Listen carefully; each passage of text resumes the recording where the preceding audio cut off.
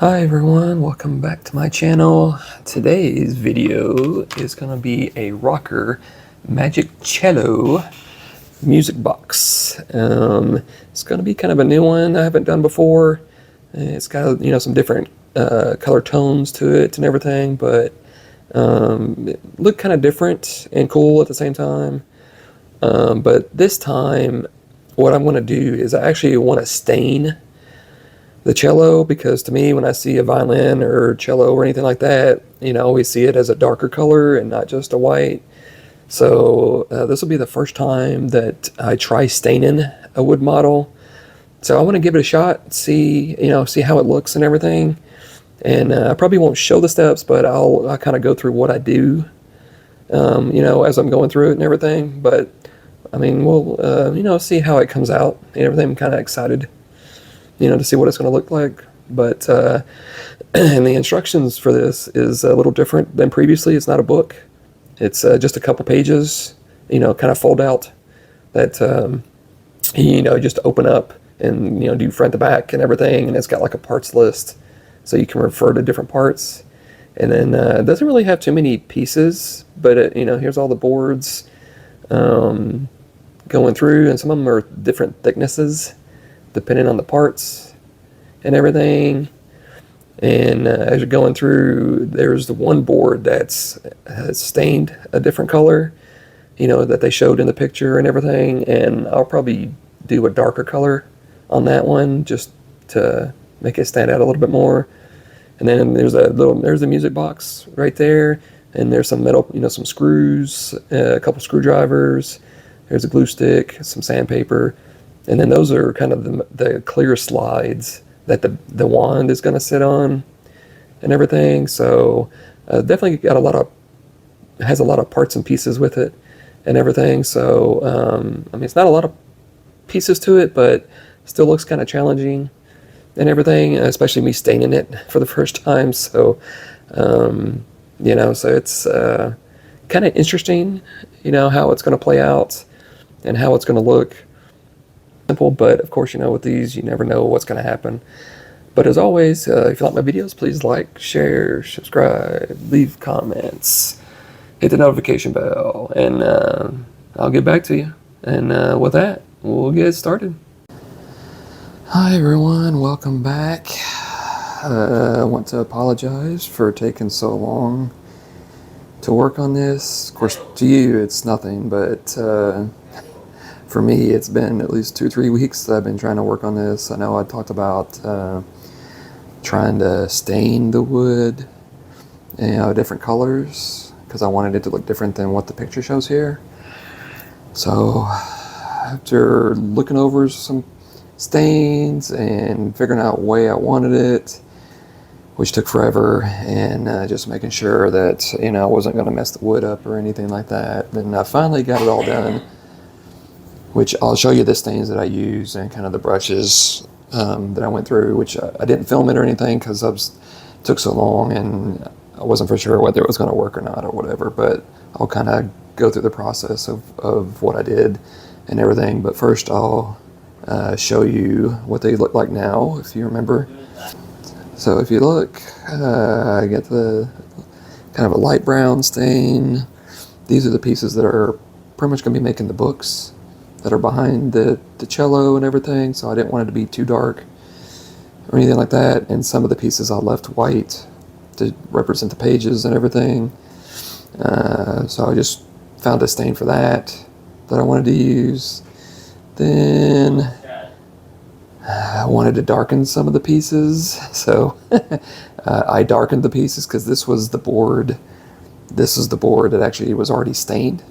So I couldn't really choose a lighter stain to do, since it was going to be the darker stain on the original cello. So I wanted it to be darker, so it's almost pretty much black. And, used a couple coats, but that's the way it was. And so for the actual cello, this is the color I went with, which I actually think it turned out pretty good. And as you notice, I kind of used another dark stain for the accents for the cello and everything for this. And then for this one, and you see a little accent on this one. You know, I actually put some stain on it as well.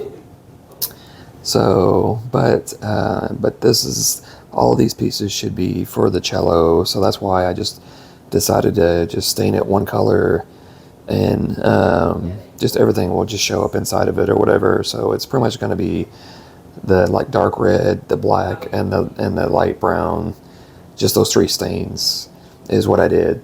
So definitely different color than what that shows. So it should pop pretty good and everything. So, but now I'll show you the stains I use. So this is for the light brown. I use Golden Oak, Min Wax, and all these I actually had around the house. Just picking and choosing because I used it on other stuff that I used. For the dark red is actually the Gunstock, and the darker is the Espresso. Usually one coat, it's not as dark, but I actually went ahead and put a second coat and made it darker and everything. And for the trim, well, actually for the regular stains, I just used just a regular foam brush, just, you know, dipped it in a little bit and just went over the whole piece, just covering it up. Didn't worry about, you know, getting this or that. And these pieces right here, I put some tape over it just to make sure. But with the stain, regular stain, it bleeds a lot. So when you touch it on the wood, it actually expands out because the wood is absorbing it.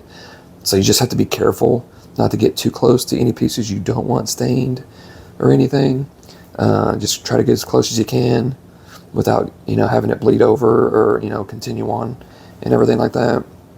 So just be careful. But these other pieces, I wasn't worried about it because everything was getting you know, the same color, so wasn't worried about it too much. But for the darker trim, for this and the accent, I read about this right here. It's a gel stain. It's a little thicker and it doesn't run on you. But it smells a lot worse, so you definitely want to do all this outside in your garage, well ventilated and everything like that. But the gel stain, it's almost like paint, but it's stain. And some people will put it on wood and wipe it off. But for this one, what I used is I just used just a regular, you know, very fine tip brush, and just kind of lightly dabbed it in and just kind of took my time going around the edges and to make sure that, you know, I didn't cross over too much, which a couple places I did. You know, it's not perfect, but I just took my time going down the line and continuing on. And, you know, I actually think it actually turned out pretty well. So, but the gel is the only, I used, is these two pieces here are the only things I used the gel on. And then this piece right here, because again, I didn't want to use the espresso stain because I knew it was going to bleed out. And then I also used it on up here on a couple of the handles because I wanted it to, you know, have a little accent up there as well. So, but everything else is just regular stain that I just, a couple coats of each one, and you know, and I coated the back of them as you know, just once, because if you see the front, it'll be a little bit darker. If you see the back, you know, it'll be not as dark, but it still will match it. So, and I was thinking of putting a coat of poly on, but I thought it was going to mess up with the build process. So, and really the only thing I'm probably going to poly is just the cello and maybe the books and everything. But I'll probably wait. I'll go ahead and build it, being careful with the stain. And then I'll probably get a spray poly and come back and just spray it down, just so it'll at least have a coat over top of it to protect the stain and make it get a little bit of shine. So we'll see how that goes. Okay, so long process with this. And again, apologize for taking so long with my videos. A lot of stuff going on. But I definitely wanted to try to get this done correctly with the stain and everything, and hopefully you know, it turns out okay, which I think it actually might. So I may start doing this for some of the other models. We'll see. So I got all the pieces out, and we'll talk about just some other stuff as we go along. And so for this side, I mean, you can still kind of see some of the writing on the one side to show it's the printed side, and then the blank. And for each of the stains, I went over it twice, and you can see this is a little darker this side than from this side. So it's up to you on how dark you want it and everything. So doing the black, actually this opposite side here. Okay, so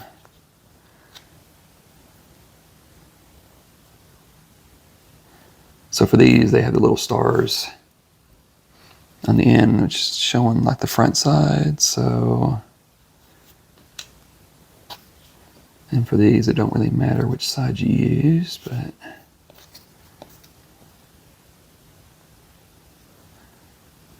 that. Let's see how this goes. Just do the first one there. But it definitely was interesting with the stain. I mean, it something new I hadn't done before.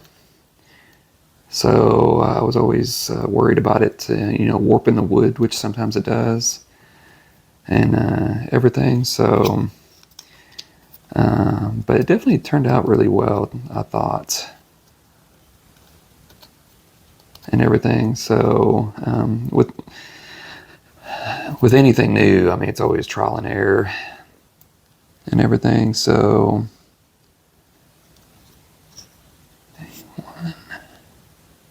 no,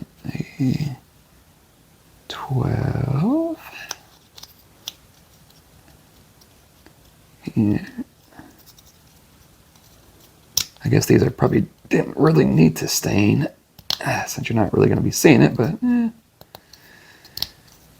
yeah, and that's why I wasn't for sure exactly which parts to stain, which ones to not stain. I kind of was guessing as depending on the piece and everything. And then 3. And you want to make sure that the circles, the 2 circles are on the top from this back piece right here, a little smaller piece. I'll make sure the 2 circles are right there. And then make sure that the back side that you're using, the back side, the A will be on the bottom. And then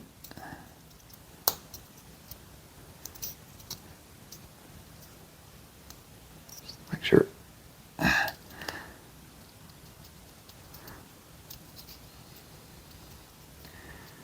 why are you not? There we go. I just don't want to, as my fear is,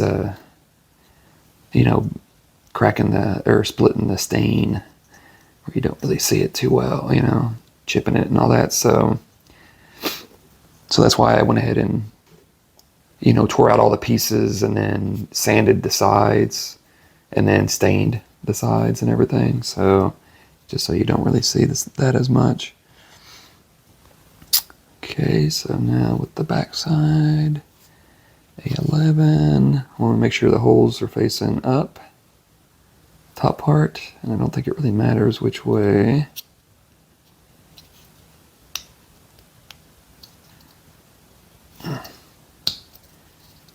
So, and if a tab is a little tight getting it in after you stain it, then you can always sand the tab if need be, just so it doesn't, you're not having to push it as hard and everything.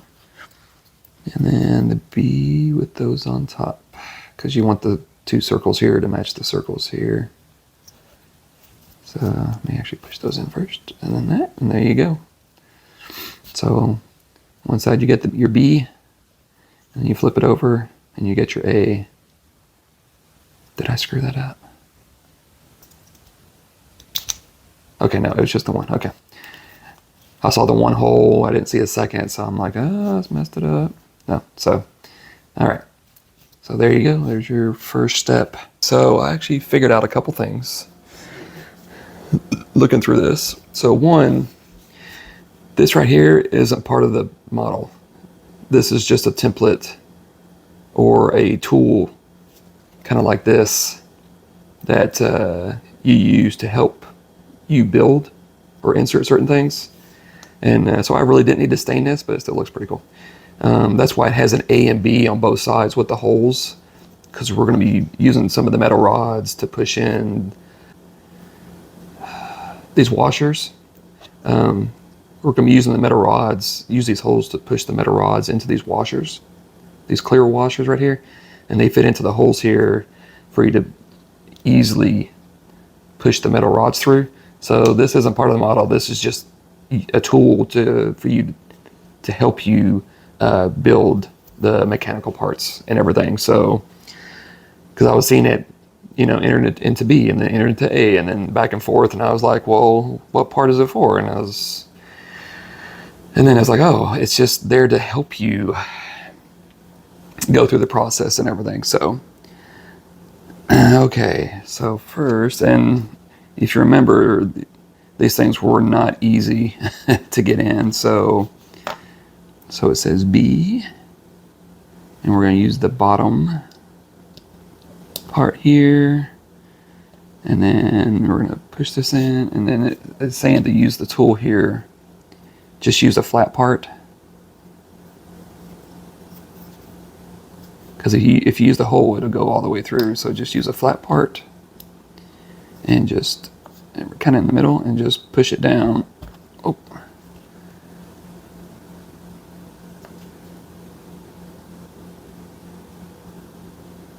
Oh, yep. So have it go all the way down.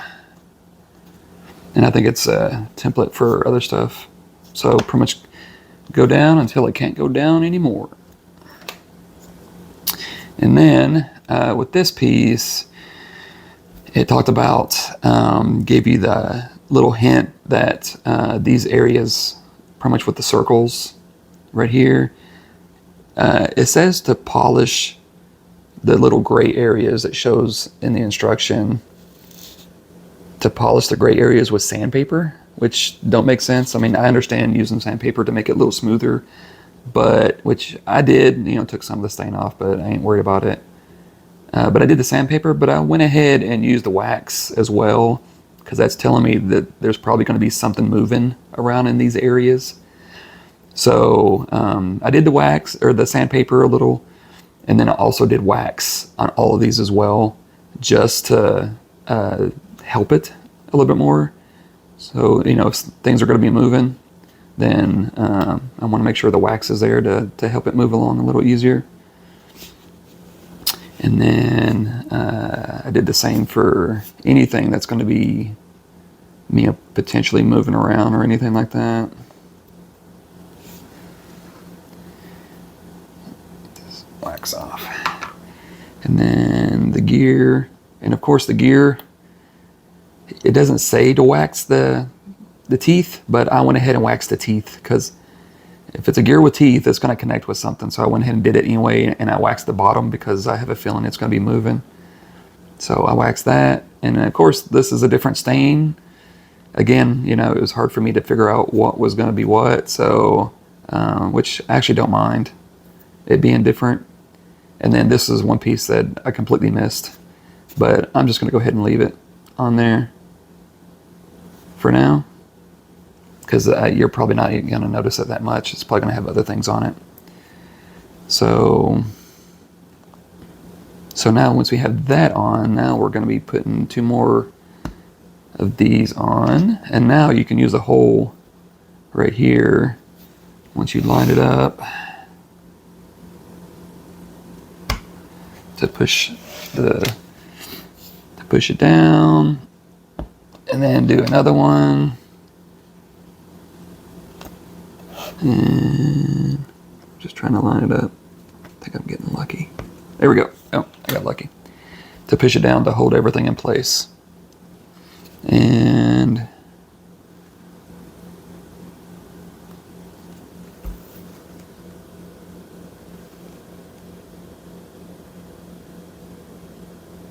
oh, okay.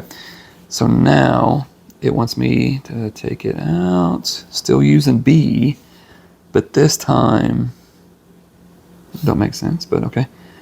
we're using the top part, top circle of B, and then we're putting the steel rod down into this, as far down as it'll go, and it should go all the way to the top. And then we're flipping it over to this is confusing, but instructions aren't too bad to follow. And then A with the bottom, you're using the hole with the circle, or the circle with the hole in it. You're putting that in, and then pushing this all the way down. So pretty much the holes only go down a certain length. So that's why they have you enter them into different holes, because they go down different lengths. So the washers will only go a certain distance, and it'll be right at the spot that you need and everything. And then once you have it in, you just turn it, just make sure everything turns right. Make sure nothing's sticking. Make sure it's turning smoothly and everything. So once you add more to it, then it's probably gonna, stick a little bit more and everything. Got our next pieces out. Not trying to do too much with the gears. It's a lot of small pieces and everything, and just want to make sure I don't screw it up. Okay, so starting with these two. And went ahead and waxed. I want you to wax this top part right here. And then this goes down into here. I don't break it.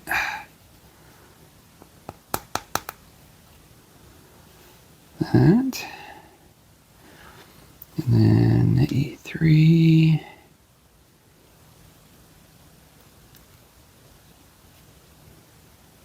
So the gears, I wanted to make sure that I did not stain the teeth whatsoever, because I just didn't want to mess with that at all.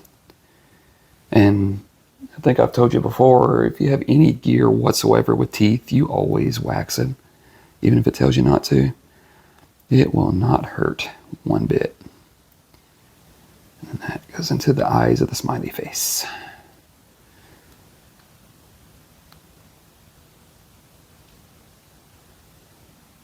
See, here we go. Just want to make sure. Do I have it in the eyes of the smiley face?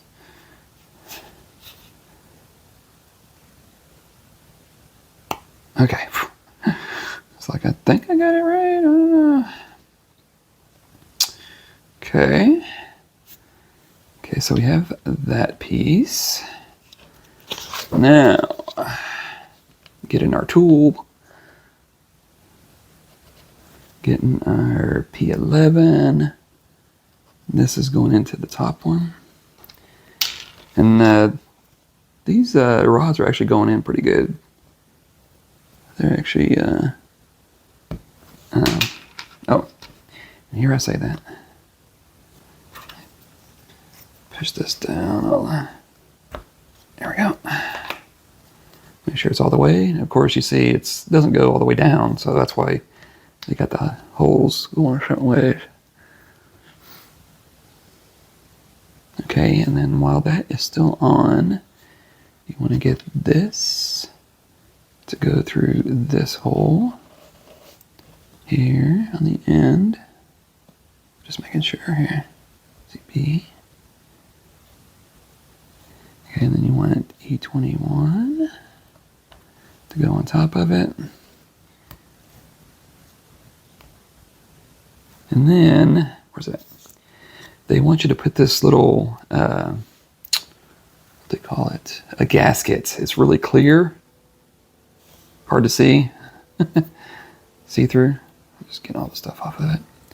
And they want you to put it on top right here, like so. And they don't, and it says to not remove it after assembly. So they want you to keep it on until they tell you to take it off. So you have that there, and oh, it's heading over here. And now have this go all the way down. not for sure exactly what that is. I'm sure it's going to be something to pull out eventually, maybe once we get done with it. Not for sure. Okay, so I'm just going to leave that there right now.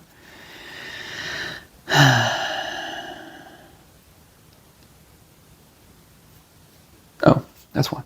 Okay, now get another gasket on top, and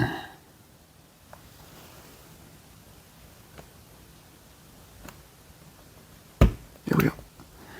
Line it up, push it down. Just make sure it's down all the way to hold everything together. Okay, I'll just kind of leave that in, but I'll push it out of the way for now because we're working on something else right here. Okay, so for here, you're putting these in, these little longer tabs, and you want to make sure the right one's got the lip facing to the right, and then the left one, making sure that lip on the bottom is facing to the left, to kind of make like a T almost, like that, when you're putting it into the gear. So, because it tells you to make sure you have it facing the correct way, because I think it'll go in either way, but you just want to make sure it's facing the right direction.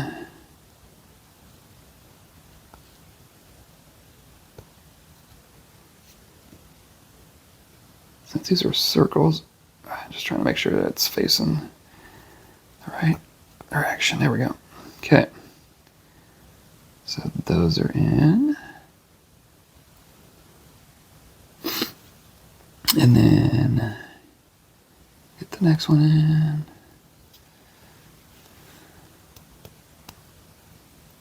If you need to put it on a flat surface to push everything down. And the smaller one on top of it. Okay, you're getting there. Okay, so that's, you got your piece there, you got those two. Okay. So the next step should be actually the last of our gear.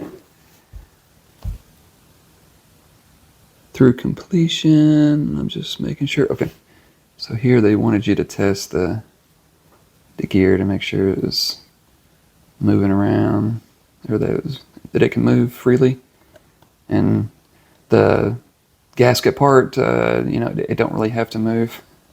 I'm just holding it just so it doesn't twirl around, but that is moving the gear itself and everything. So we've got our next pieces out. And it's wanting you on this to turn not that gasket, but turn this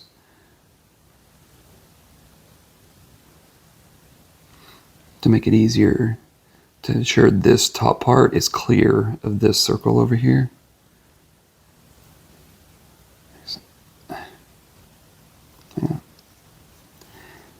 There we go. I don't need it.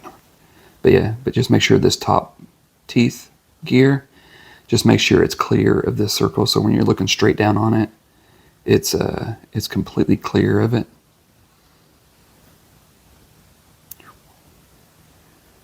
And that'll help with this next part to get put on.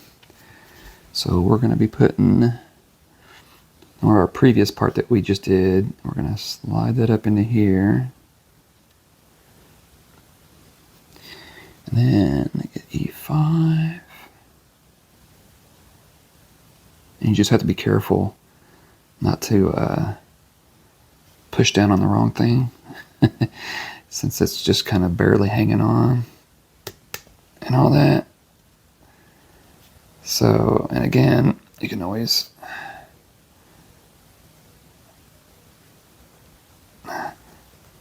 push it back up if the tabs come back off. And then E17. Yep, Okay, so, and then when you put this on, you want to make sure that you just move this around to where the teeth merge with what you're putting on so they don't get in the way. And you can always just kind of do it like that, because this will hit if you don't. And then it doesn't really fit on a flat surface, but you just gotta kind of hold it the best you can without pushing the tabs down.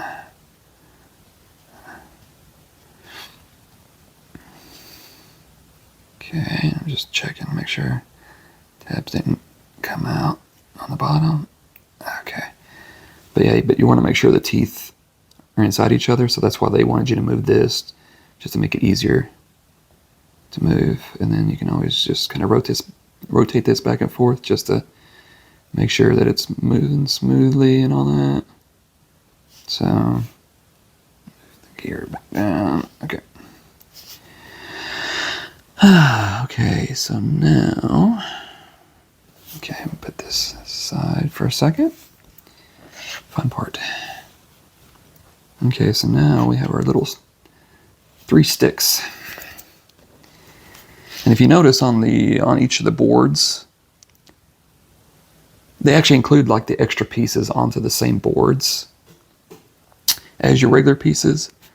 And a lot of times it'll have a plus next to the number to signify that, hey, this is an extra piece, in case something happens to your other one.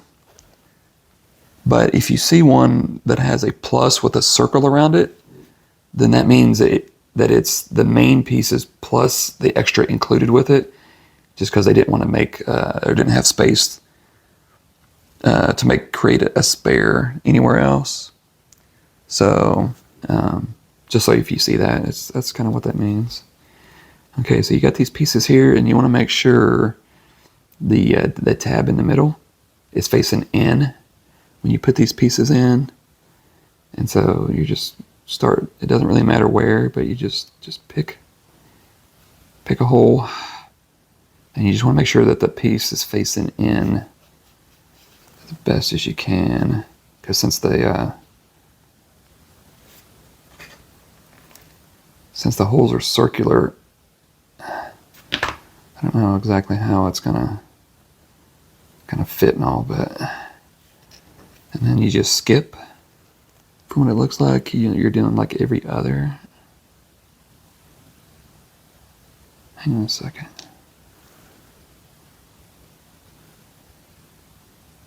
Yep, so I do one, skip, one, skip. Okay, one. That's right, one, skip, one. And it should be the same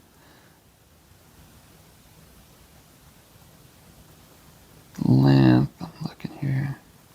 I believe these are the same length on either side, so it doesn't really matter which way you go.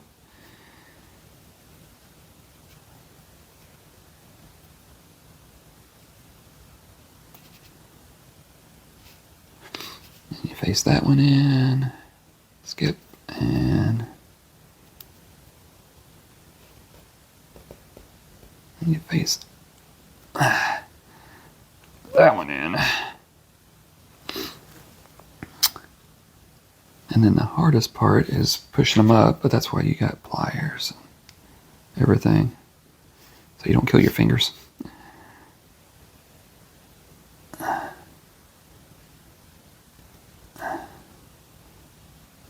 And you just work on one at a time. Or you can just kind of push it on a flat surface like this, and then just kind of push it down. See that? And I just split it, I think. Yep, I did. I split it. I knew I would. That's alright, it'll be covered. There we go. Whew. Okay.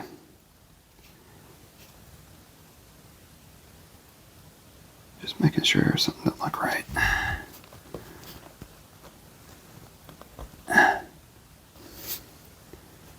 Okay. Now you're wanting to get a smaller piece, which which is going to be fun. And put that on. Well, that one went on way easier. It's not fair. Just making sure all those in there. Yep, okay. And then just kind of spread these out if you need to, just so they're a little even on all the way around.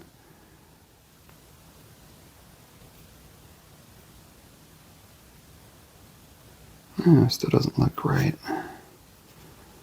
Alright.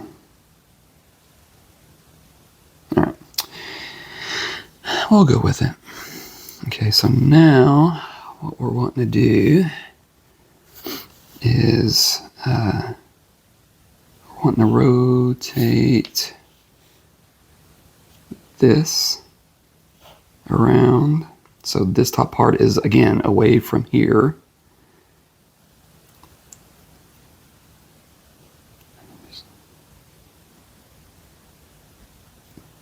And you got to do that. We try not to pull this out. It's hard since we're moving it around so much and everything, but I think I'm moving it out. Which I think I did.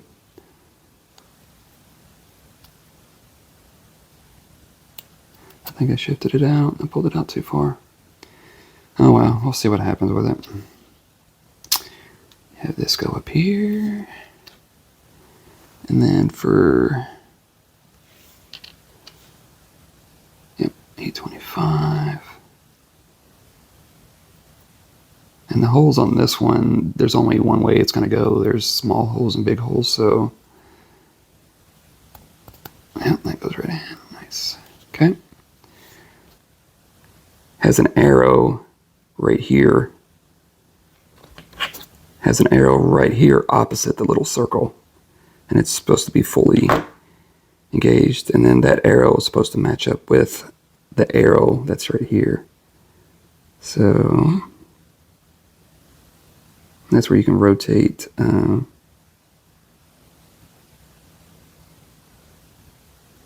rotate this bottom piece to match the holes and everything.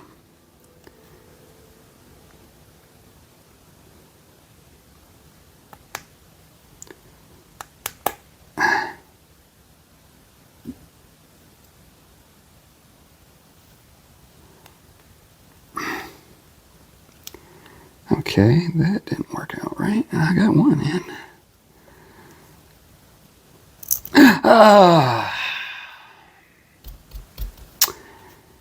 Well, I'm glad they gave us some extra pieces. Dang it. Dang it.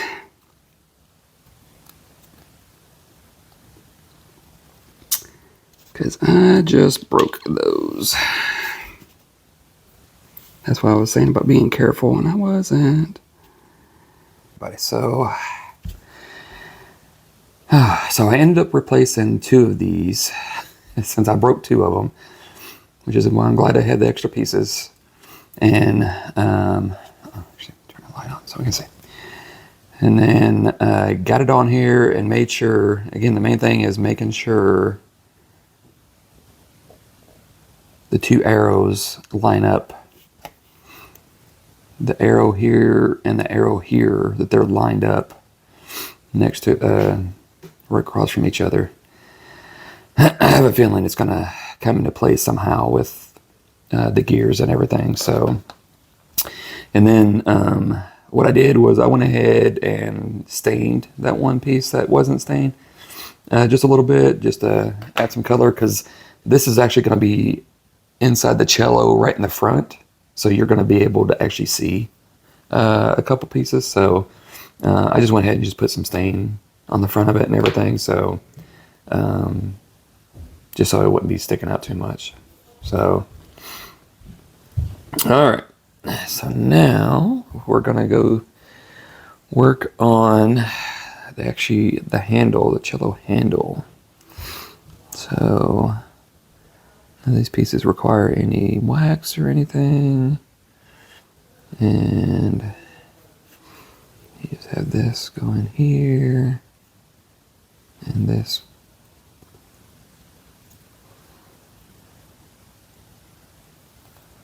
Just gotta push it in. It doesn't break anything. Like I said, I think I usually end up breaking something on each of the models, so. Oops, oops, oops, oops.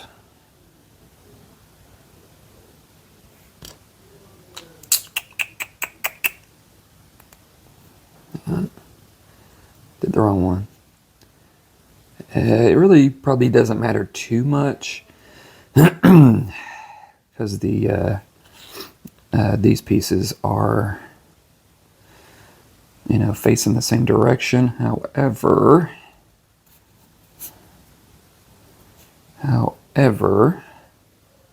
there we go. Since I didn't stain one side darker than the other, then this is going to be on the outside, so you want to make sure that if you do stain it, it's the darker side that you're using for the outside and not the inside. So here we go. Let's try this again.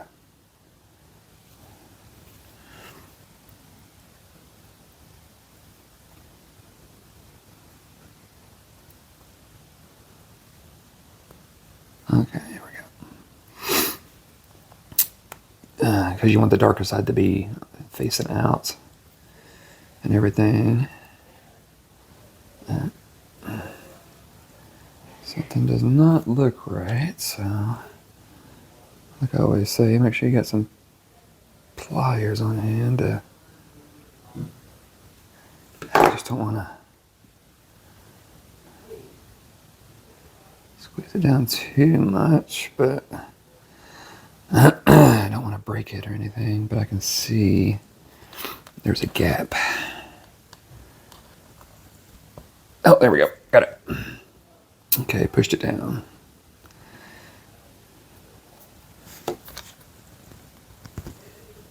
Oh, there we go. All the way down. Okay.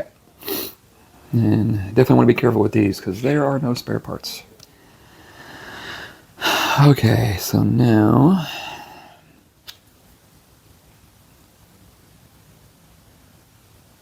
we have the other handle, and now we're putting it on the other one. On the other side, like so. And this should fit right on because I just had the other piece on. Okay. So should have the two darkers on the outside. Okay. And then you want your 11A, which is out of the two of these, 11A is the longer. Got the longer tabs, and 11B's got the smaller tabs, so you want the longer ones. And this is going to go into here. This is going to be tight. The C is close. Just want to make sure this is going in correctly.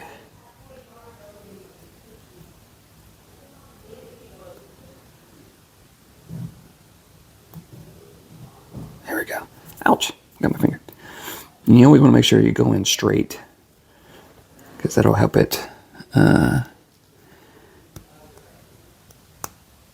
go in a lot easier. And again, there we go. To get all the way down. You can always, which I think it did, yep, okay. You always want to push it down as far as you can.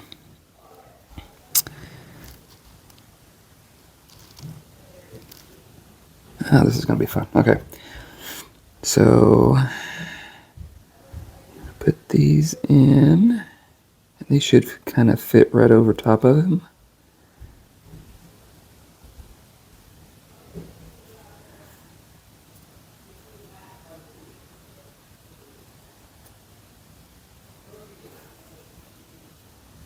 There we go. Okay.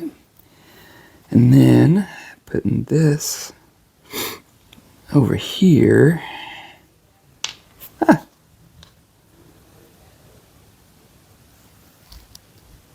Something don't seem right.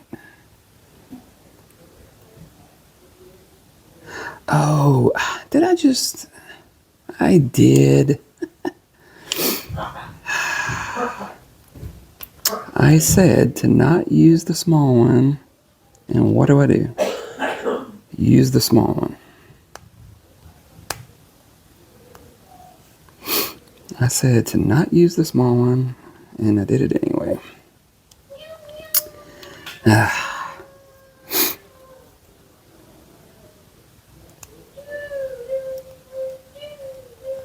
Okay.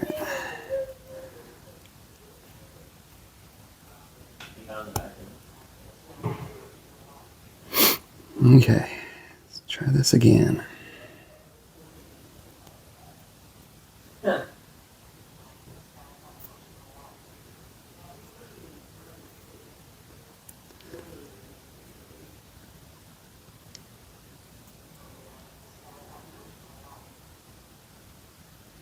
Okay, so slide that on, and then you can slide this one on.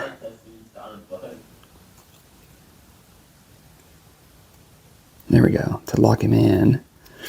And then you push this one in. I'm trying to hold on to this piece, not to the middle.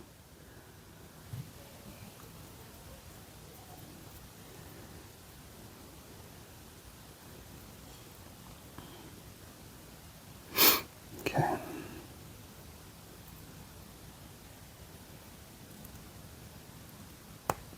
There we go. Okay. And then, since those are in there, then you just push these to the middle. They won't rotate or anything, but at least they'll be there. Okay, so we finished this piece before, and now I've got the two arms that are going to go in the middle. And with these, I just stained the one side a little darker. Like I said, this is the two coats. This is just the one coat. So I'm going to try to use the darker stain showing on the outside. And actually, we're going to be using these very small screws that I cannot even pick up. Very small screws, and they actually provide you with a small screwdriver to use with them. So, and we're going to be screwing it into here, into these two holes, going into these two holes right there. So, I don't know how hard or easy this is going to be. So I would say the easiest part would be just to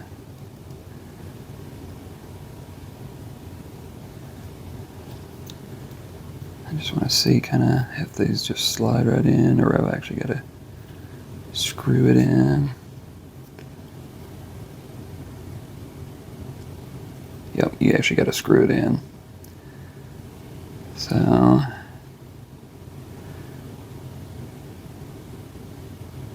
while I'm holding it there into the hole,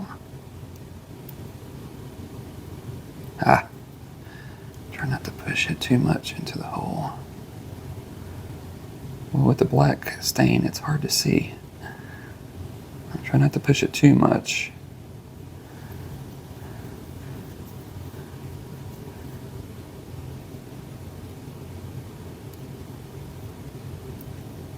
You just want to do it enough just to get it in the hole, not be too tight. And then you want to make sure to line the two holes up on the second one. And then hold it together. See if that goes in. And pretty much just go until it's hand tight. I wouldn't go too tight on it, because I'm not for sure exactly what would happen to the wood or anything. But you just want to secure it, just to make sure it stays. And then do the exact same thing over here on this side.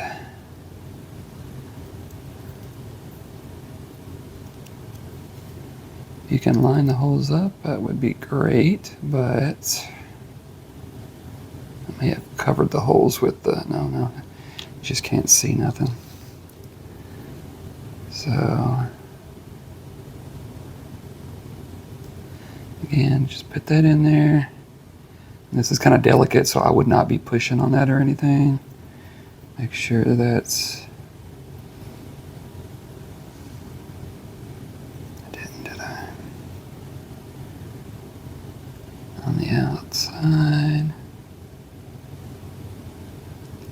Make sure it's lined up in the hole.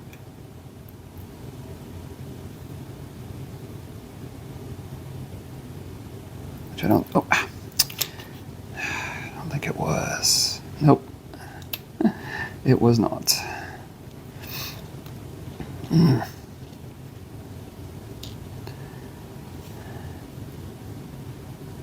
Okay, let's try this again.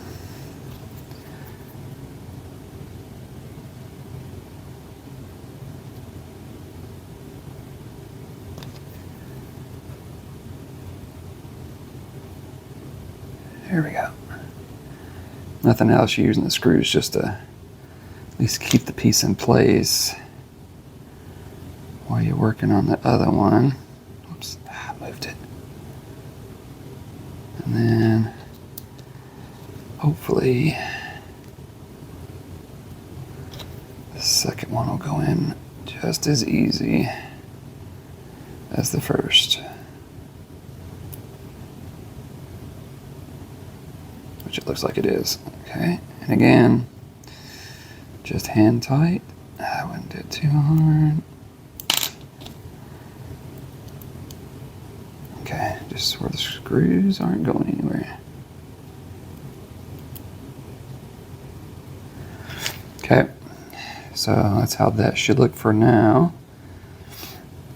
And I think most of this is going to get covered up with something else where you're not even going to see the edges or anything. So the main thing is you're going to be seeing the sides and all that. So, so we'll see what we got next. So we got all of these pieces out. So it's going to be kind of a lot of steps, but shouldn't be too bad. First one is getting this gear, and then this is one of the other pieces that I didn't stain. It was on one of the other sheets, but I think it'll work out since this is black. I mean, I could do red, but it'll show it off a little bit better being if I leave it the same color, and you're not really going to see too much of it. I mean, it's just kind of a background and everything. And if you notice, this one,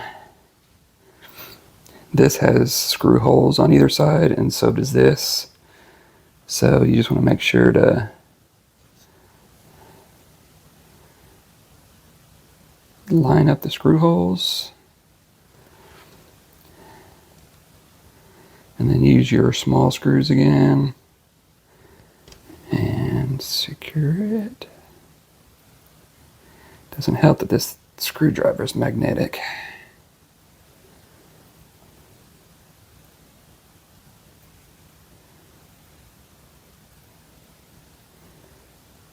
Oh, this must not be lined up. Let's see.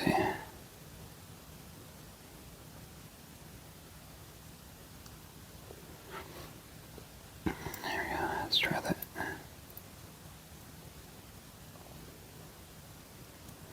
Nope. It's not working either. Alright, so we'll just do it the old-fashioned way. Stick it through. Line it on.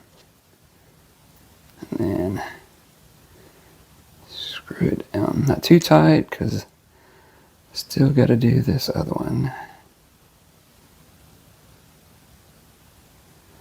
Okay.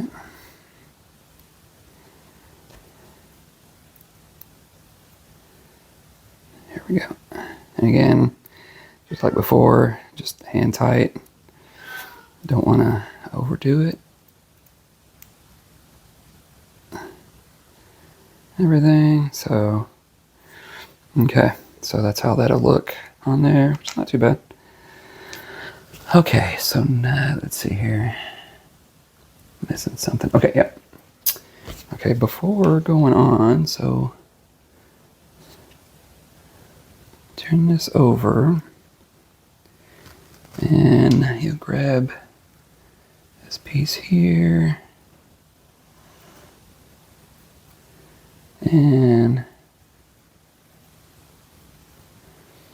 you'll put it into here. Just making sure it actually fits in the,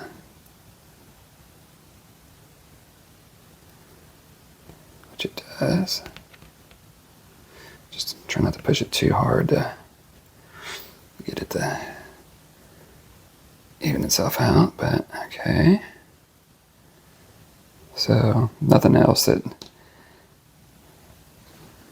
kind of angles this out to what you know, to what you need it to be and everything, kind of a spacer and all that. So now we'll set that aside. We'll get to that in a few minutes. Okay, now the fun part. So this is the front, but we're going to be using the back part with the little holes and notches that it shows. And then you have this back part that's going to go right on top of it. And it talked about sanding or waxing around the hole right here. And they want you to put these together with these little clamps. And when you put these on, make sure you push onto the bottom and not the top, because you don't want them to break or anything.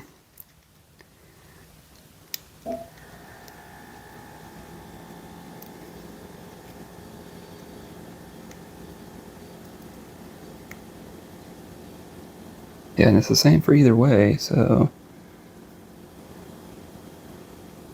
just kind of seeing how, there we go.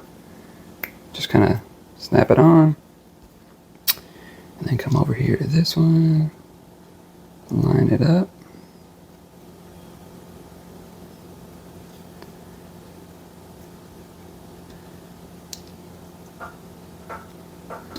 And then snap this one on.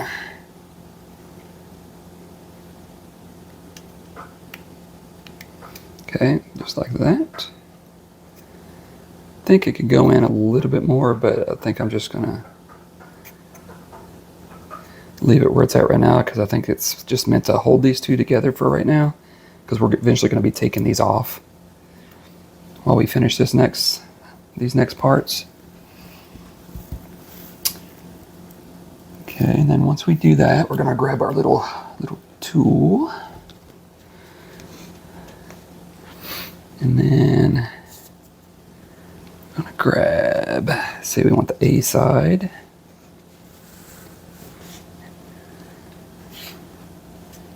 Okay, put this down in it here. Grab your rod.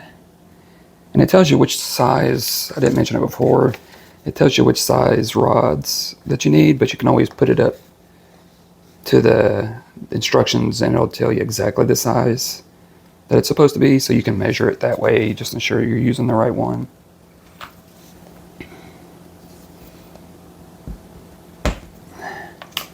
Just make sure it goes all the way down. Okay. And then it wants you to use the hole with the little star and put it into there. And then you're grabbing this and putting it in the hole right there. And the tool piece is kind of like a little table for this to sit on, so it's not angled or anything like that. And then it wants you to grab another gasket and using the tool to push it all the way down. There we go. Yeah, all the way down. Okay. Now, so we can take that off now. So it's poking out the side right there. Okay, so now we're using another smaller rod, grabbing. See, in this one, we're going into the top circle that doesn't have a hole because we want the rods to be, and we want this rod to be flush with the spacer. Okay. So it's a little flush there. And then, same thing as before, we're going into the hole right here.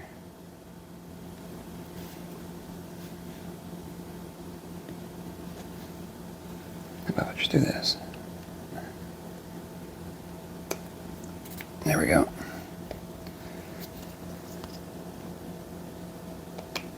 Okay.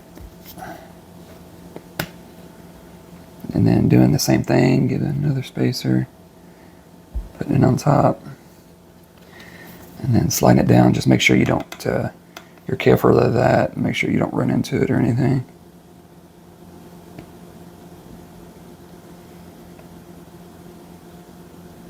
There we go. And that's all the way down. Okay. All right. Let's see here. Okay, so now grabbing your gear that you worked on earlier, and it's going to go into that. Whoops. I don't think you're going to need that. Okay, and then you're going to grab one of those gaskets again to put into here, but I don't think you're going to need it on here as long. We'll see. And then another spacer. And then, what do I do with it? There it is.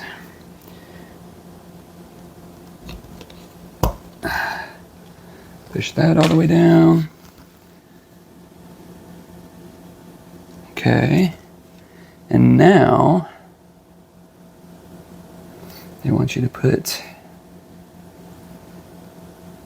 this on with another spacer.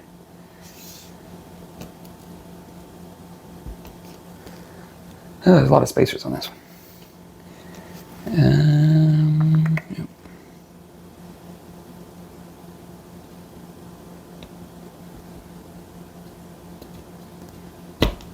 Okay. And then it looks like you go ahead and pull this gasket out, remove from the part. So pull that away, which I'm not really for sure why we need these, but it is what it is. Okay, and then it just wants you to turn the piece to make sure that they both turn without any restriction or hesitation or anything like that. So, okay. And then it wants you to remove these pieces right here, which I don't trust my fingers, so I'm going to use some pliers. I'm just going to grab by the bottom right here and then just kind of rock back and forth to pull it apart. Because I think we're going to be using them later, so I don't want to destroy them. But there are spare pieces for those. So just kind of be careful with them as you're taking them off. Okay, actually doesn't look too bad with the white on the back. Okay, so now I'm just going to move that aside for a second. Now we're bringing this back in and we're bringing our original gear. This is going to be fun. Okay. Oh, turn it over. Okay, so now we're going to be putting this into, looks like these 3 tabs, sets of tabs. And when you put this on, we'll make sure these are going in between. And then also when you're pressing down into the tabs, make sure in the instructions it kind of shows you like where to press, just so you're not, less potential of breaking anything. So, which is kind of more in the middle, I think is what it shows. Because it's hard to press right here with this gear right on top of it. But it's just talking about pressing at least right here in the middle to get it into the tabs.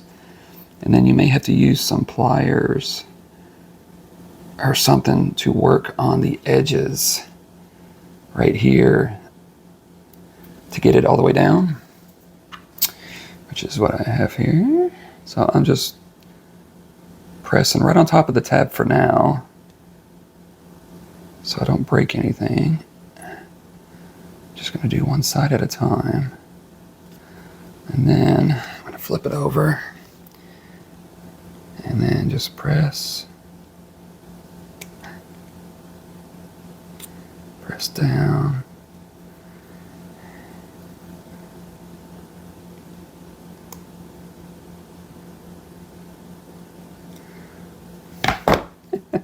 This one came off. Oh, I didn't know that went right into that. That's kind of cool.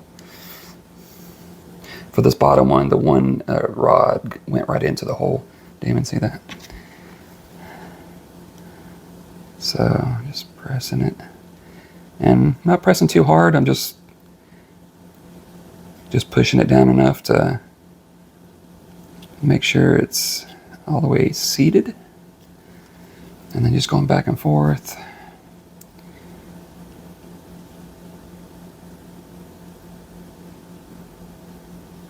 Making sure it's as flush as possible.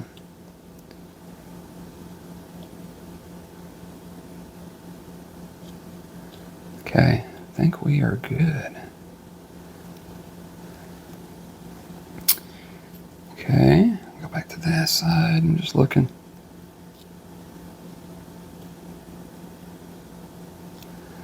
Okay, so everything looks seated. Got some kitty hair, as I always do.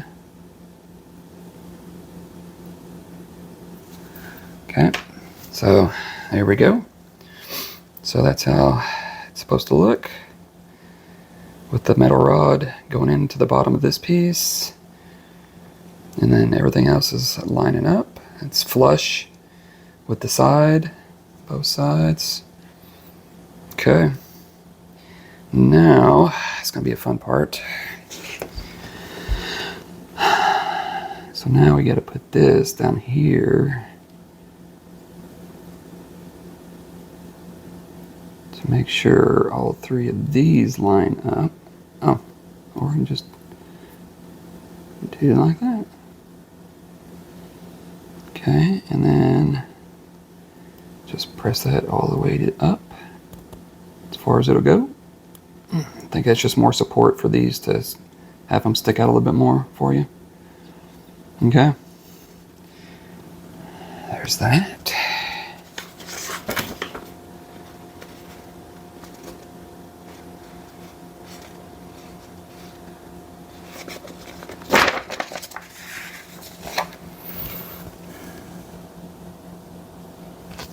There's that. Okay, so we got our tool. Need another. I'm just going to continue on here. CP13. Yep. Okay. That with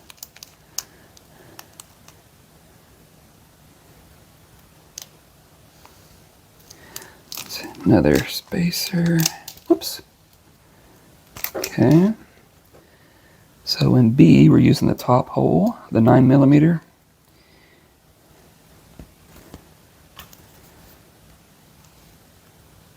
Pushing that down all the way. And then we're flipping it around, whoops, flipping it around into the other hole. And then putting another spacer on top of it. So it's pretty much a double spacer, but they didn't have a hole for that. And then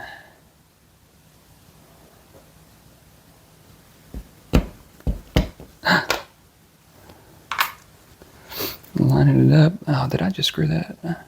And they want you to use this tool to make sure that the spacers are at the very bottom of that, which I've got to... can't, I gotta push it. Okay, so what I'm gonna do is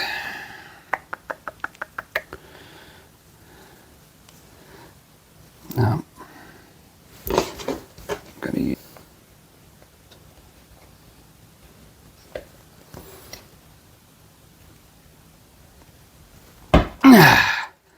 Ooh, there we go. I think I got it.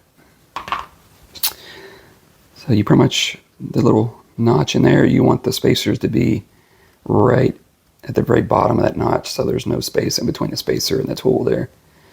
So I'm glad I saw that,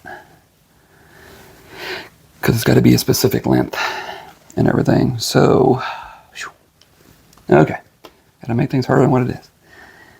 So now we're grabbing a 20, which was over here.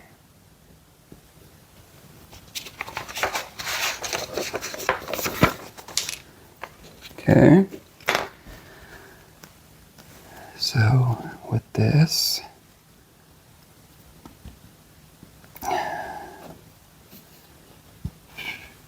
so this is going to go right up into here. And then this piece is going to go right here on top of this one. The bigger one, yep. On top of this,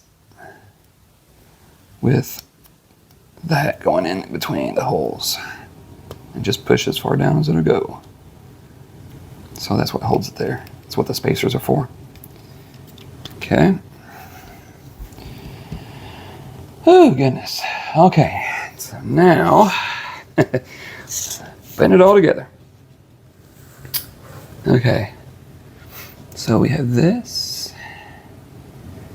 And you notice the notches right here don't go all the way through. That's pretty much where all of these are going to go into. And then this, I don't think it goes in anything, maybe into the hole right here. Maybe into the hole right there. I'm not for sure. I bet you it does, though. Oh, no, it doesn't. Okay. So this rod goes into this. Yeah. So this rod will go into this right here. And then as you slide down, make sure the teeth of your black gear line up. And then everything should line up. Should is the key word.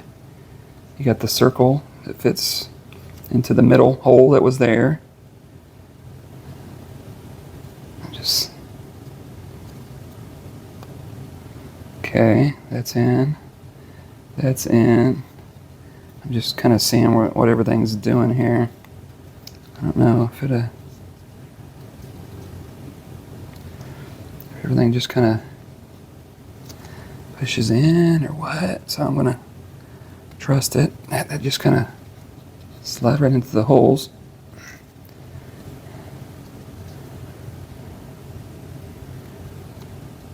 Don't want to press too hard on anything because I don't want it to break or anything like that. But I think the holes are just a little bigger than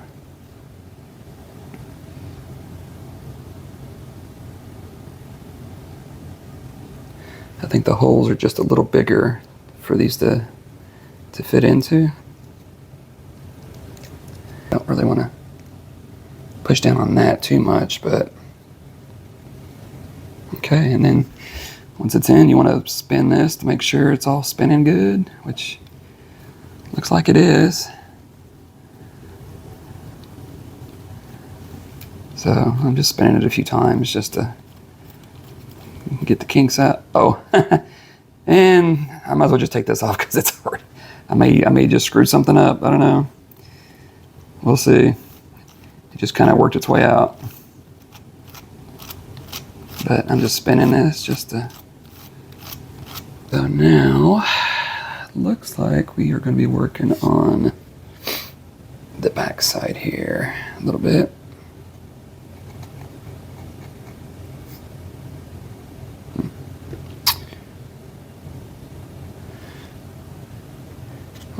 have anything to prop it on or whatever. There we go. Use the tool to kind of prop it on a little bit. Anyway. Okay. Okay, so it looks like this piece right here is just another tool. Not really part of the process, but you know, darken the one side or whatever. So, but it wants you to bring us here, and then, of course, it was on another sheet, so I'm just going to leave it brown. I don't think it's really going to matter. And you just got to find the bigger holes for these to go into.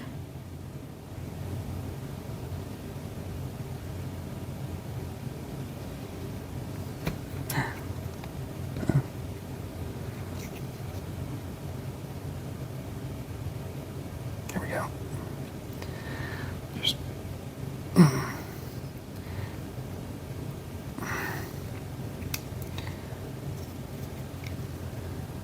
one, two, yeah, okay, so hang on.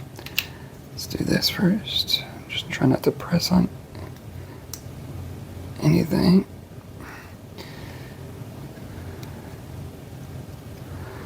Ah! Dang it, I knew that was going to happen.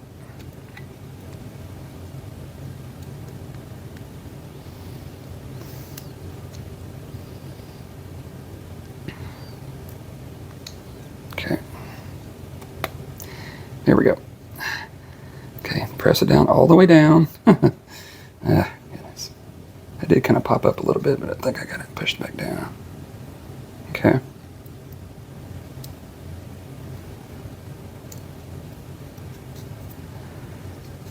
Okay, so that's still locked in, right? It's a little rough, but okay. All right. Yeah, okay. So now they want you to put this in here, and I think it's to make sure anything doesn't press down any further onto this. Maybe to keep a space between this piece and whatever else you're putting on. Because we are putting on this other piece, which again, doesn't match, but I'm not worried about it. Just make sure that piece is still on. Yeah, it's just to create a little space, and then the other holes, we are going to be screwing this all the way down. This is a bigger screwdriver they give you as well. Use the longer screws. And, okay, and just like the other ones, I would just do hand tight. I would not crank it or anything. So just, there we go. Just making sure it's not going anywhere. All right. So once you do that, okay, I think it screwed up into this one right here. So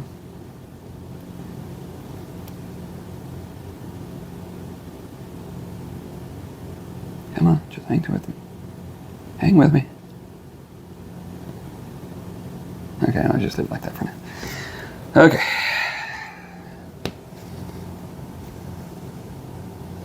So those should be all the way down. Now, we're going to flip this back over. And then for this one,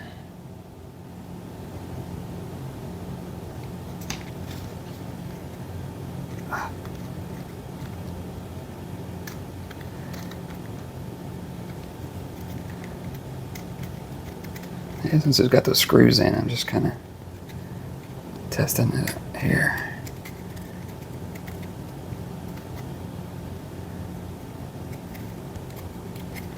Making sure, the back's turning.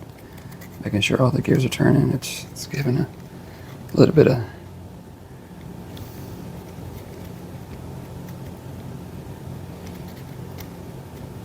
okay. All right. Didn't say to do that. I probably shouldn't have done that, but oh well. Okay, so this is going to go down onto that. And then another spacer on top.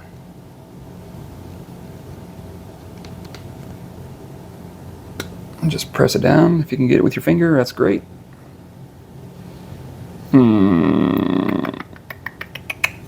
Okay, so I am going to do something here. I kind of noticed that earlier.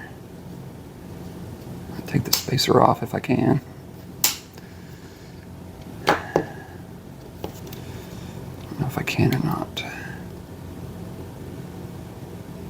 There we go. Okay. So I kind of noticed a couple of these tabs were sticking up on here where I put something into the gear, so that was preventing that piece from going all the way down. So I'm going to cut that flush.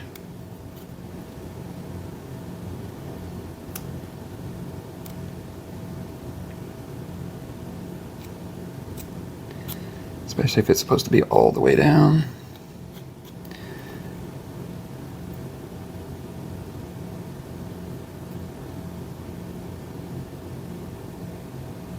So if these are sticking out a little bit, just use a little X-Acto knife or whatever.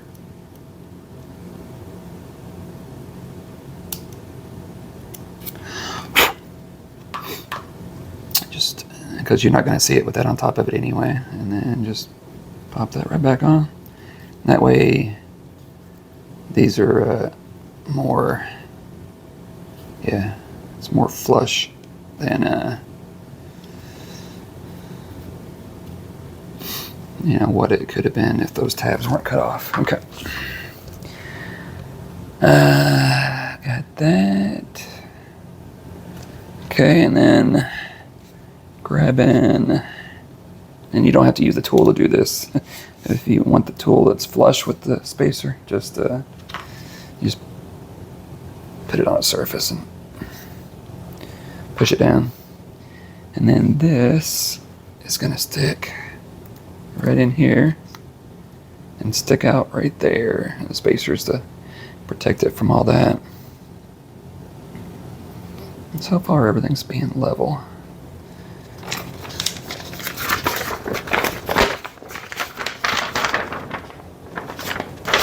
Okay. Flipping the instructions over. Almost through. And then, hang on a second.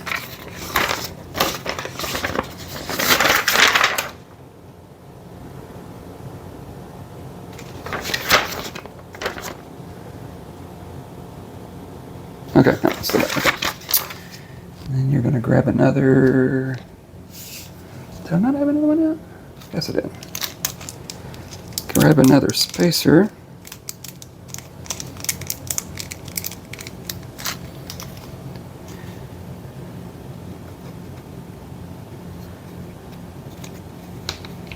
And then where you are putting this one onto this. Oops. And it talks about you can, you know, put this in, you know, the B, the A side where there's no hole. You could, you know, put it in there. That way you're not, when you push down, you're not worried about it killing your finger or anything like that. So, and you got something to press against when you use this to push it all the way down, or as far down as you can. Since you can't go all the way down with the gears, just use your fingers, your fingernails as much as you can. There we go. Okay. And then I'm just gonna turn this just to make sure that it is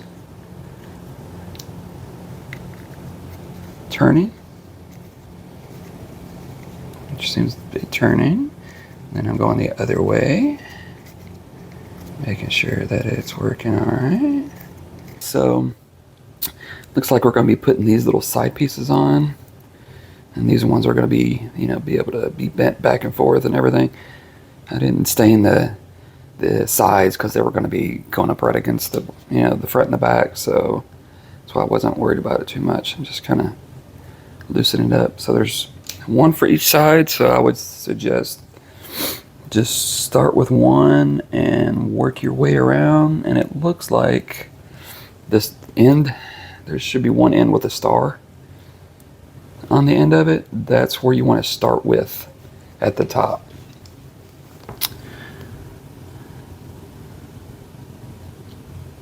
And then I wouldn't put it in all the way, but just get it started.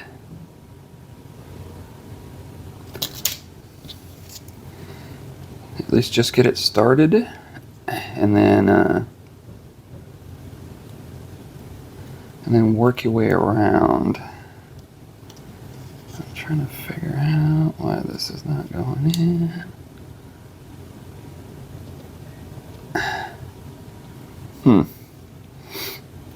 Just because you don't want it to go all the way down, because you still have to adjust it for how it's going to look and everything. So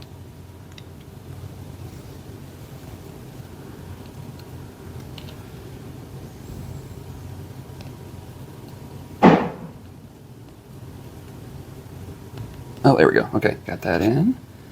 And again, just enough of it to, if you want to push it down to where this lines up, so it'll start going in the holes. I wouldn't mess with it too much, but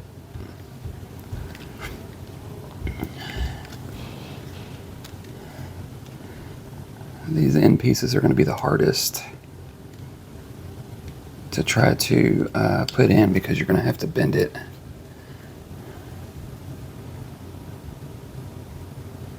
Bend it around. Oh, that came right out, didn't it?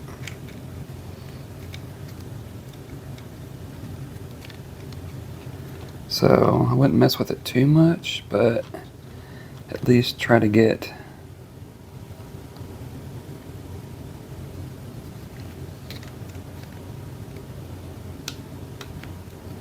this middle one in.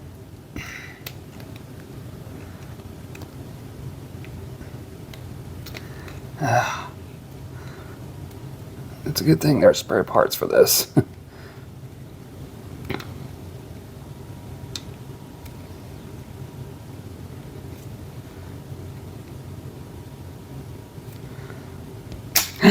And I just broke it. Oh my God. Cannot believe that. Wow.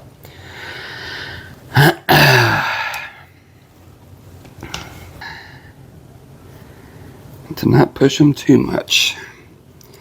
So I just broke the one, so I pretty much gotta ensure I don't push down too hard. But what I may do is maybe sand down the tabs just a little bit.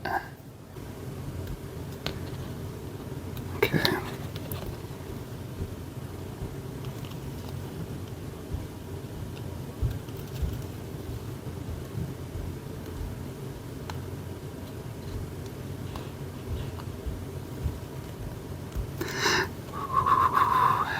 Okay.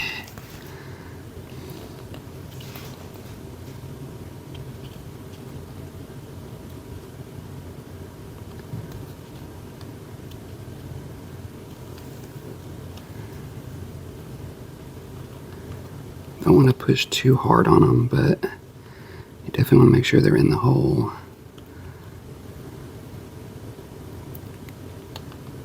Don't want to push too hard. Okay, that one's going in. I think this one's going in.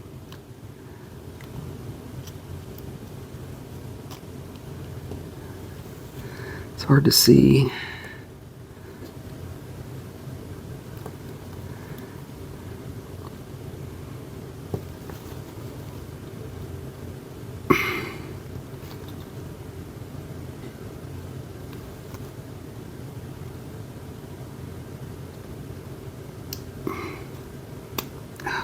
in there.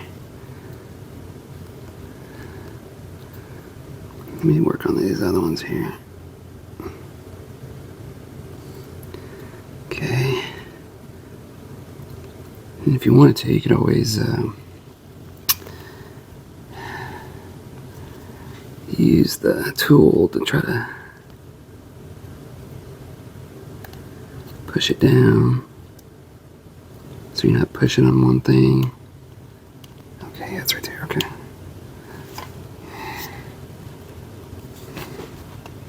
Just don't want to break this again.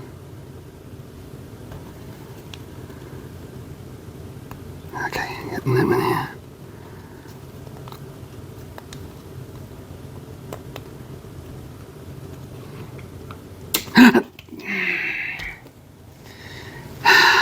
Did it again. Shoot, why are these not going in?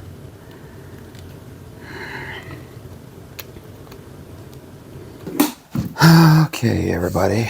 So, excuse me. So I was trying to put this side piece on.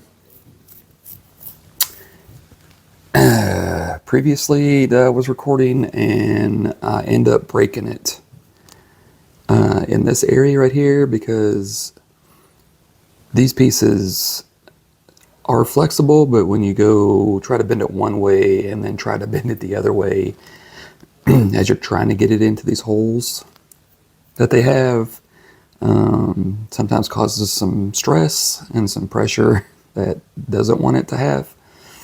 So I actually ended up breaking one of them. And luckily, these come with, 2 spares and everything. So I got a second spare, or the first spare, as we get a visitor. I got the first spare and tried to put it in, and I actually ended up breaking that one too. So I'm pretty much down to my last one because I actually got this one in.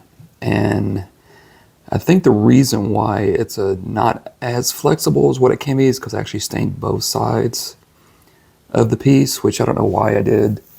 Wasn't thinking at the time. I was just wanting to stain, both sides of every piece and everything. So if you do stain it, I would probably recommend to only stain the outside of it, just to kind of keep it more flexible, because I think that stain is adding more volume to it, so it is creating, not making it as flexible to cause it to break and everything. So with the newer one, the last one, I never actually got to stain. So I actually had to go stain it, but I only stained the one side that I'm going to be using. And actually, I can already feel it, that it is a little bit more flexible and everything. So I went ahead and got this one in, and the instructions really don't tell you exactly where to start or how to put it in or anything. You're just lining the holes up and putting it in as you're going along and everything. So initially I tried to start at the top and work my way down, but that was kind of working, but then all of this was kind of getting in the way and everything. So that's kind of what ended up breaking the first time. Tried it again like that, and it kind of the same thing happened. Like I said, you're going one way and kind of going the other, and it just wasn't working out too well. And also what I did was the tabs, I actually sanded them. I actually sanded both sides just a little bit, just so they would go into the holes a little easier, so you wouldn't have to really force anything. But these holes that they have, you got to have it facing the certain direction for it to go right into the hole and everything. It can't be at a different angle or anything like that. So it's got to be the right angle for it to fit in and everything. So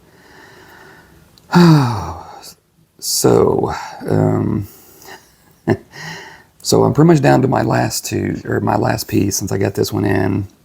I stained it.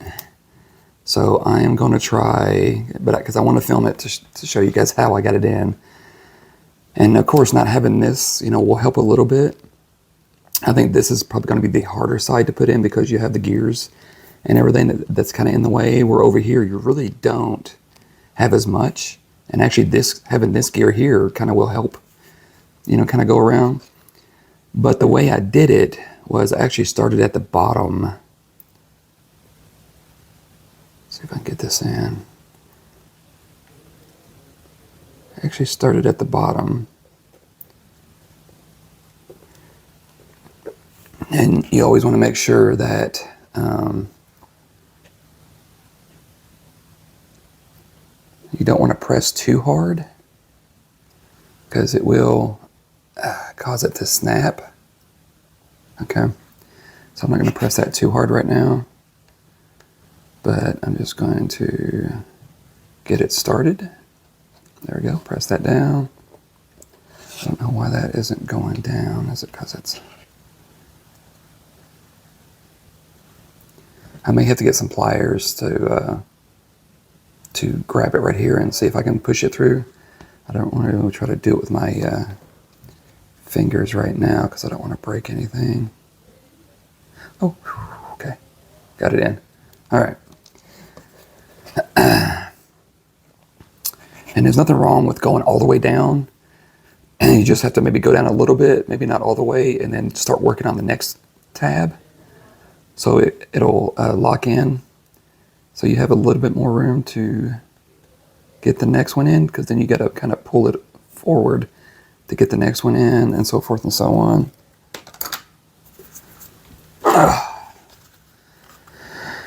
Oh goodness, I'm stressed on this too because this is my last piece. So, and again, you're almost kind of pushing in the middle here.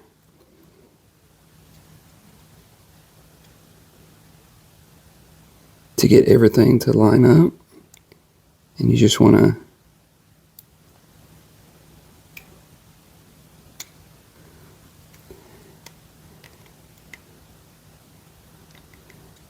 get it to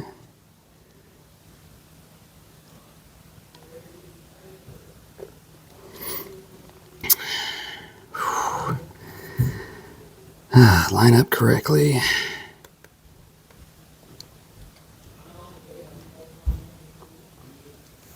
And if you need to work on like further ahead, maybe lock it in like that. Like I said, I got this one to lock in. So it'll kind of help me shape, this part right here. This is going to be your problem spot. I can tell you that right now. Because like I said, you got to have it in a certain direction. I'm just going to look in here for a second.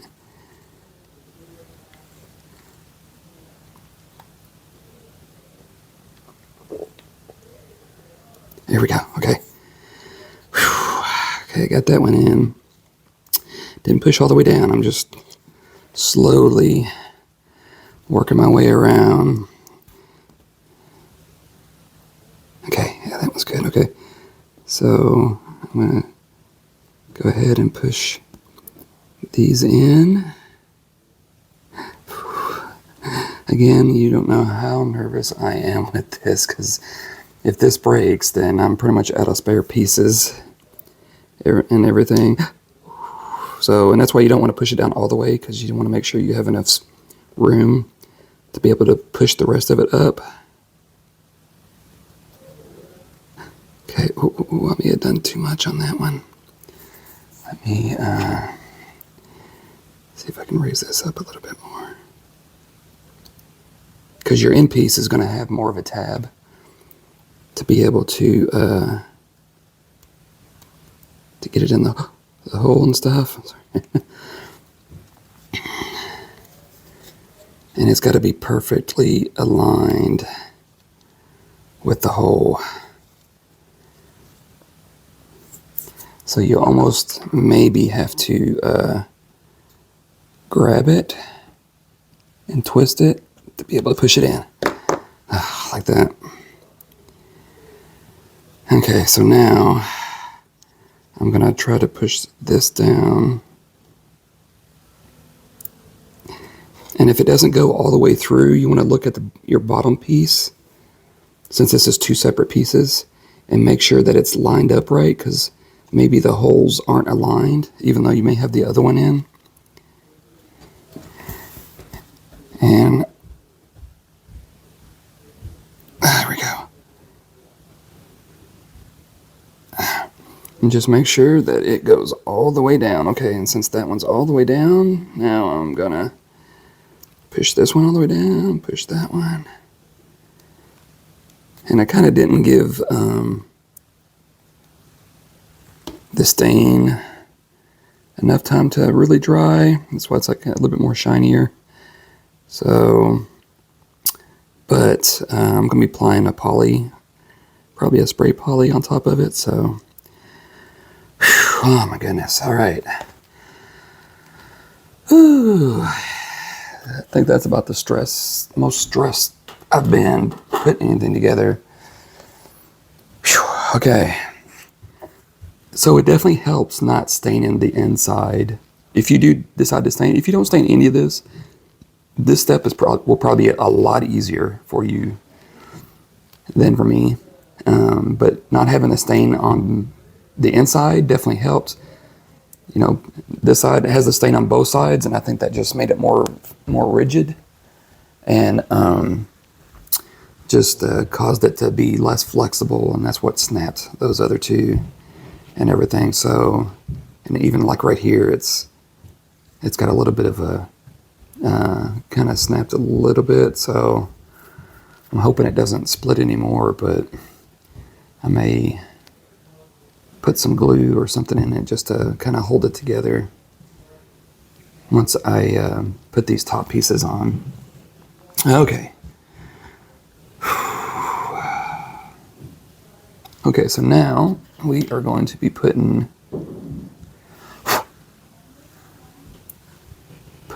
this on top.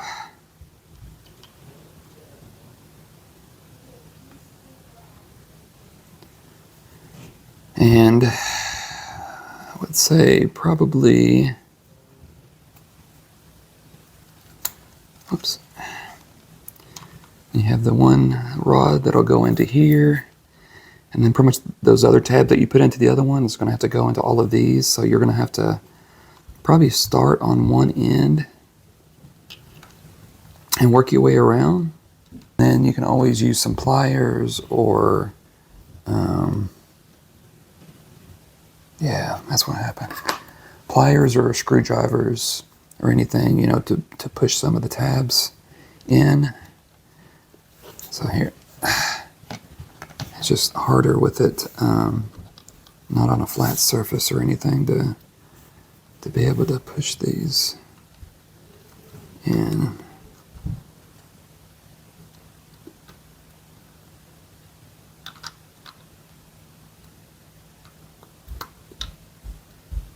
There we go. Okay.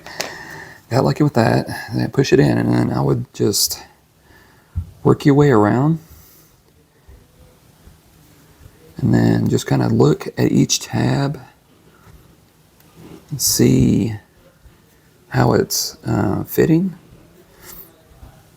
And then use a screwdriver or something small and push the tab one direction or the other to get it to fit, but just make sure you don't push too hard.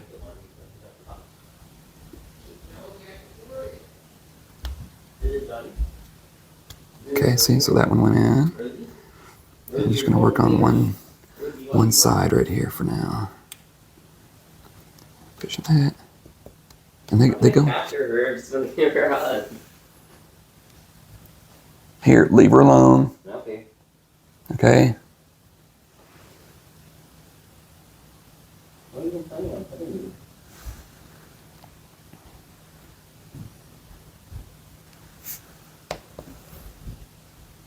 Here, I'm recording too.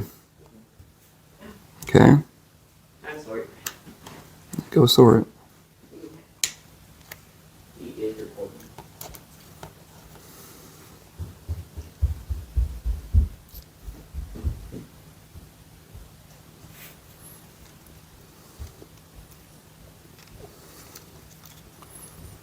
Looks like these middle holes are pretty easy to get into. Not too bad. I think there's, but the holes are almost too big for the tab, so kind of have a feeling something else might be getting in there. Oh, this is a hard one. Let's see here. So this one you may have to, there we go. Oh, there we go. Okay, so I got this side down. Now, the hard part is getting this side down, because this was all open, so it wasn't too big a deal, but here it isn't open. So, and again, you just want to push on the tab and nothing else.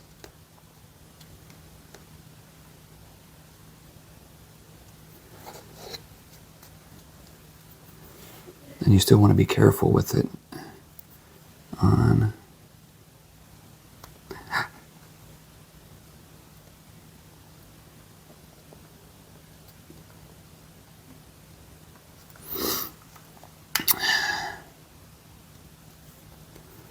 I don't like using that.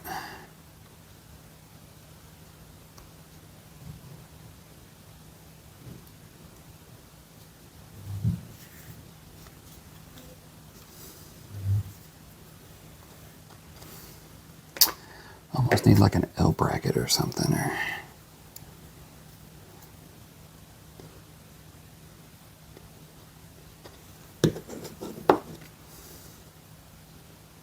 no.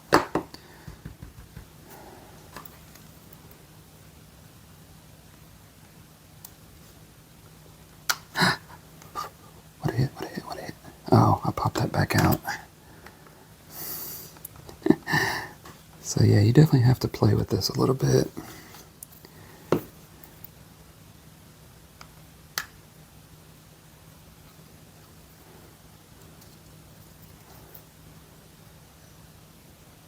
Just don't want to mess with it too much.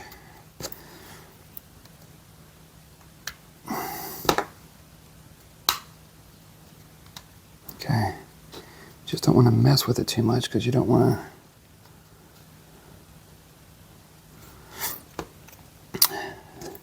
be bending anything back and forth or whatever, so. Okay, got that one in. Okay.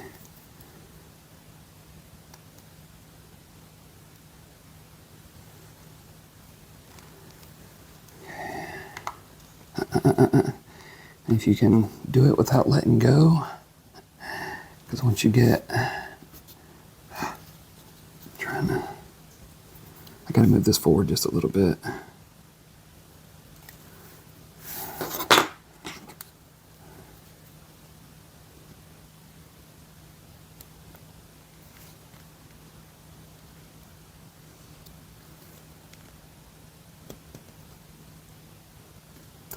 Just don't want to break it.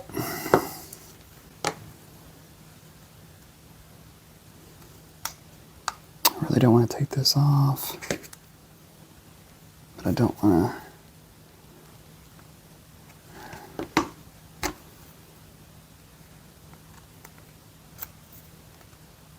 There we go. Okay. Okay, got that one on. You only want to just do this one at a time.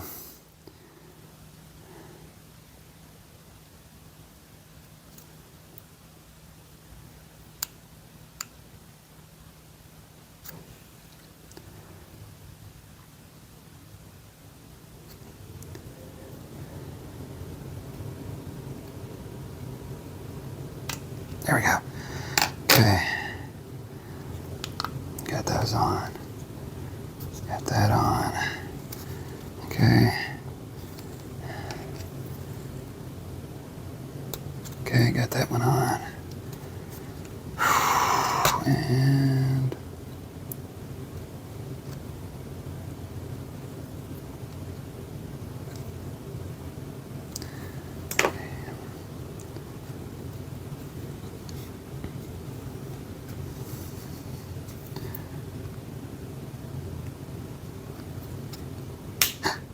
Oh, oh my goodness.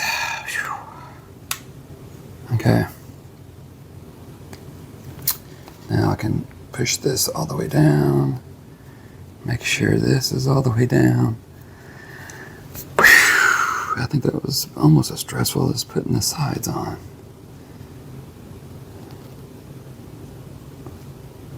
I think I'll still put some glue in right there, maybe, I don't know yet. All right, so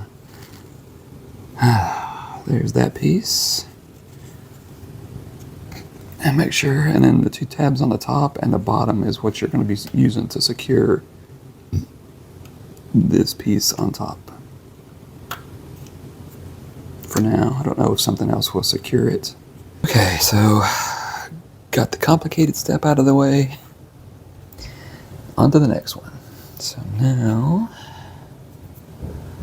hit this, go down through the eyes.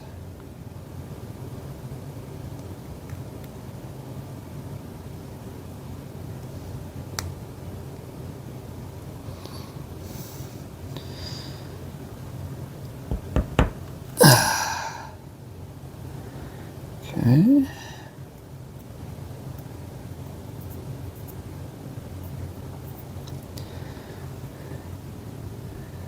Okay, and then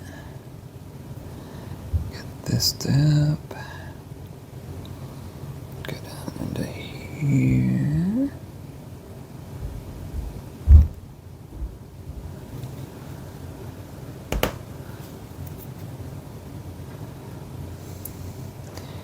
And then into the smiley face.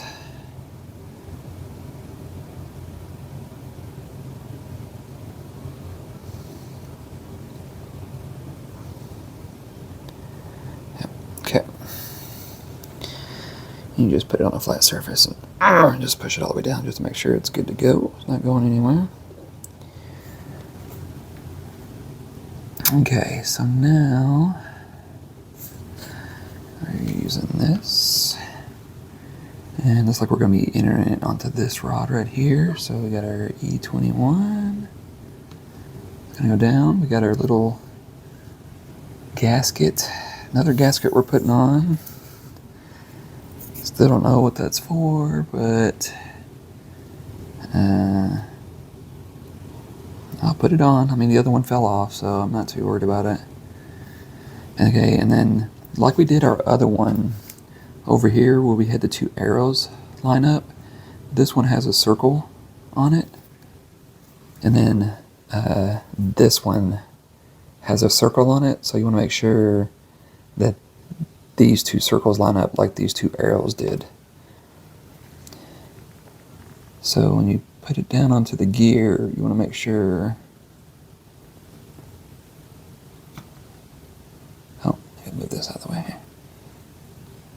Make sure the gears go down onto that one and that the circles line up. It's just this gasket's just kind of holding it up, so you just have to push it down to make sure it goes down all the way.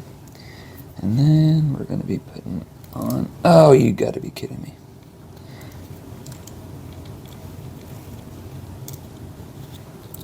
There we go.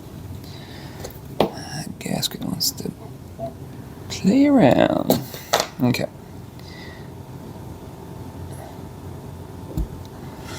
And then if you want to use your fingers or that tool,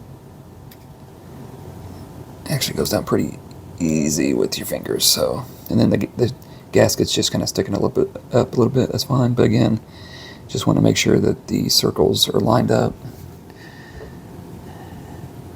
And then once you do that, then just turn it to make sure everything is turning okay, which seems to be okay now. I'm just turning it the other way, just to making sure it's okay. Okay, so far so good. All right, put the gasket back on. Okay. Got that piece on. Okay, so now what it wants us to do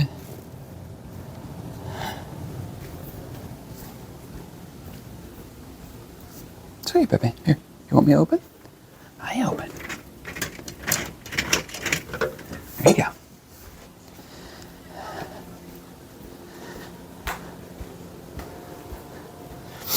Okay, so now what it wants us to do is turn it over.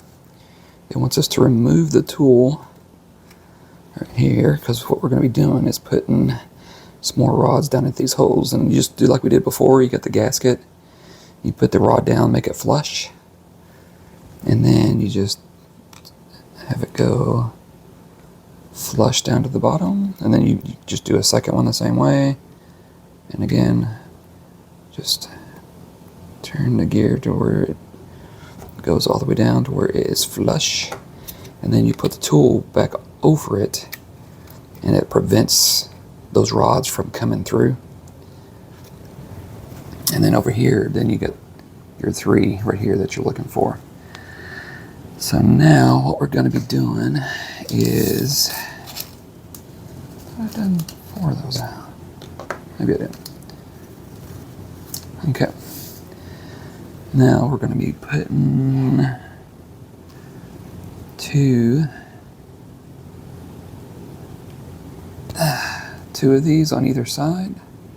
And if you want to put your fingers underneath the tool just to make sure it doesn't pop through or anything, that is totally fine. And that's also, oh shoot, I forgot. We're supposed to put these on first before doing that, but I actually don't think it matters. So I'm just going to go ahead and finish this step. I skipped this step. And actually putting these gaskets on, it actually kind of seals or pushes these in a little bit better and everything. So if you want to do this first before putting on the connectors on the side, I don't see a problem with it.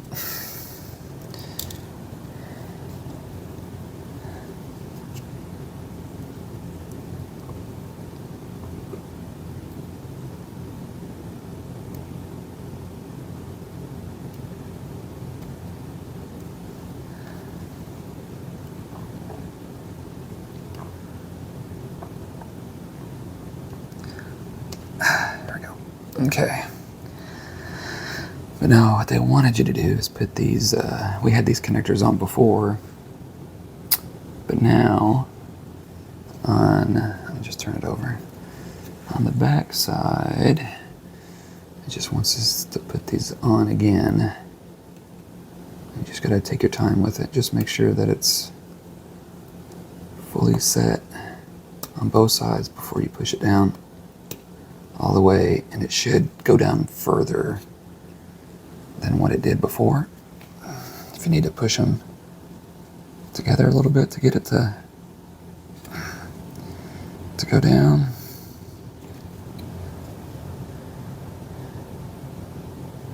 But I got that one to go down, this one.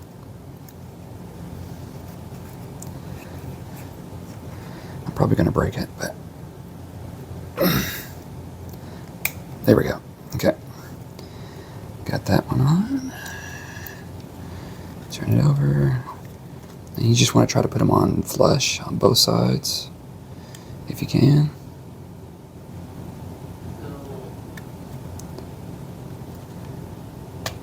Just so they're going on at the same time.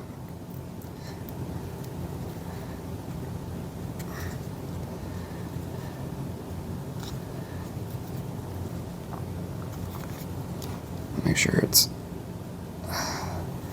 facing the right direction.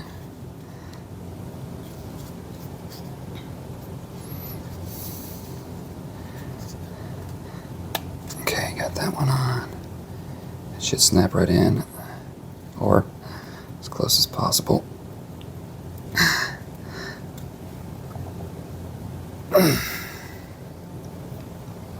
Oh, I got it in, okay. Didn't hear it pop in, but it went in. Okay. There we go. Okay.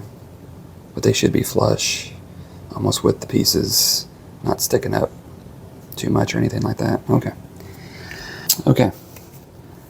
So, first thing, we're going to be working on this little bottom piece, and then we're going to be putting this into here.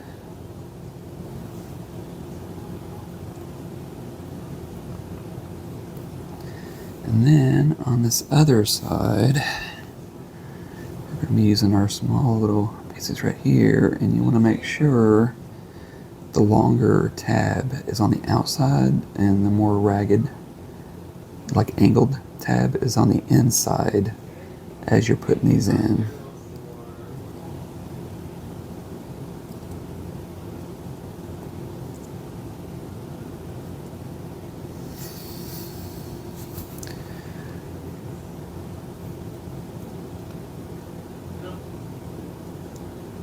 I would just be careful with it because it can be hard to put these in with everything right next to each other. You can always push it down if you need to. Well, I wouldn't push it down. There we go. Just use your fingers. Probably the better thing.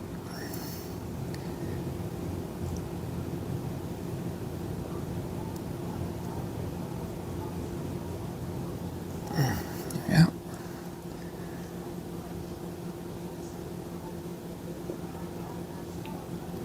Okay, there we go. Got those in.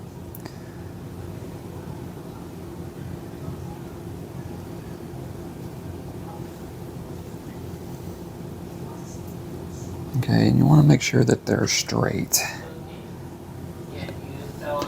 That's what you can make because they're pretty much going to go into a straight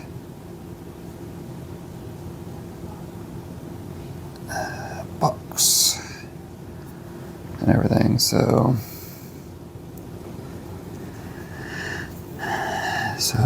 they're going to go right down here onto the bottom. So the 4 is going to go into here, and this is going to go into here. Yep. So this tab is going to go into the hole here, and then these 4 are going to go into here. So you're going to have to kind of work with each one to line each one up. Make sure they're straight.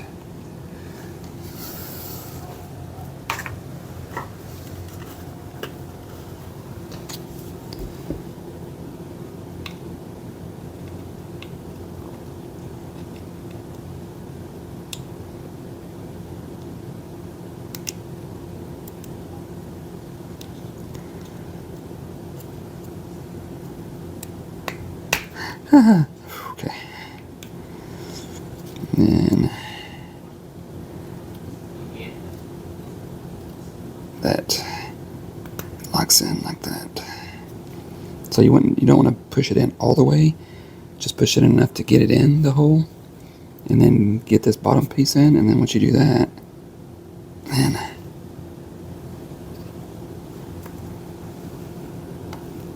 I think it's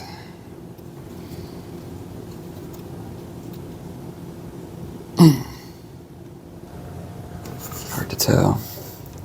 I may get some pliers to push it down a little bit more. I don't want to push down too hard on it.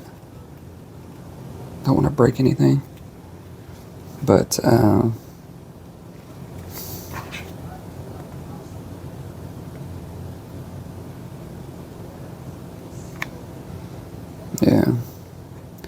not for sure. Ah, there we go.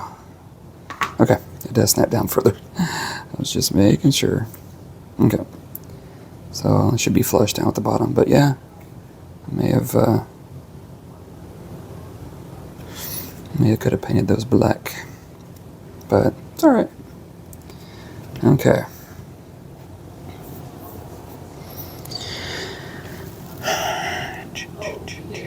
Okay, so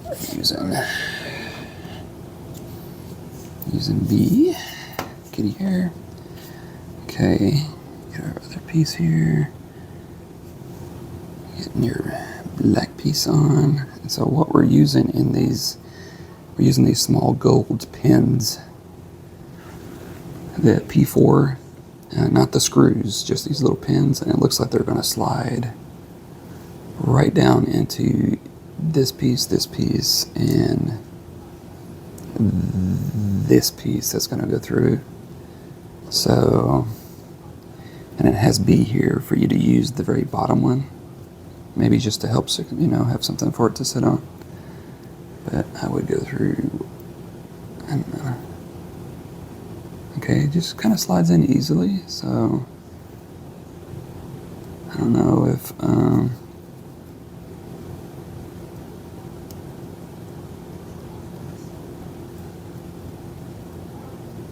okay, so the hole in this one is a little tighter to lock it in. And I'm just lining it up. You can curve this a little bit. And then if you want, you can always use the tool here to push it down. It doesn't go through too far in the back. Just a little bit, but not too bad. So if you want to use that, but if you can line up the holes, then you can see right through on the other ones. And then just go down the line. Go through the first one. And then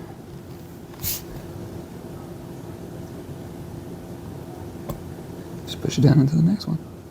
And then once you get 2 or 3 of them in, then the rest of them should stay in place. They're actually kind of, I won't say loose, but they definitely move easy. And I just took each one out individually out of the boards, so I knew which number they were, just so I wouldn't mess up anything.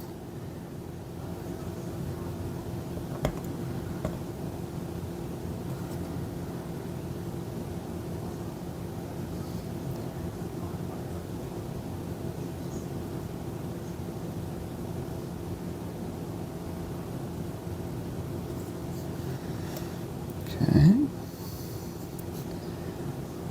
And the next one. I guess they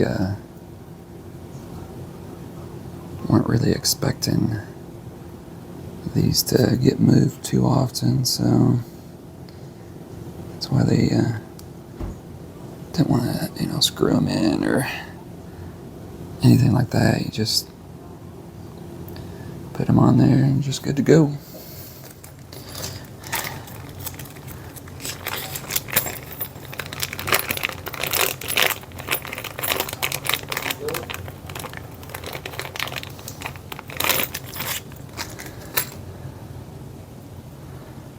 Okay, and last one.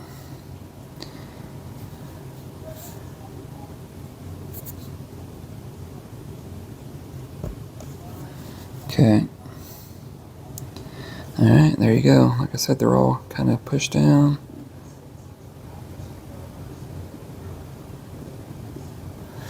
Just make sure they're lined up with the template as it's going through.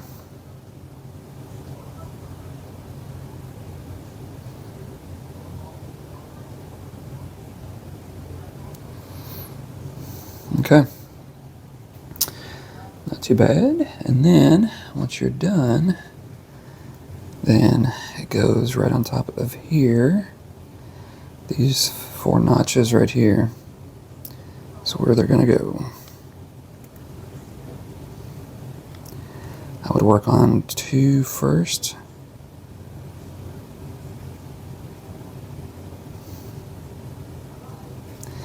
And then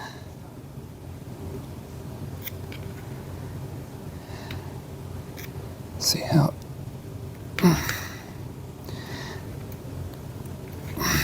there we go. Okay. Oh, don't drop it, don't drop it. Those in and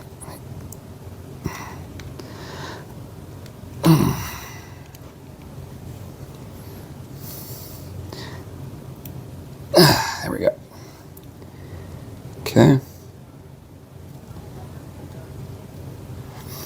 There's that.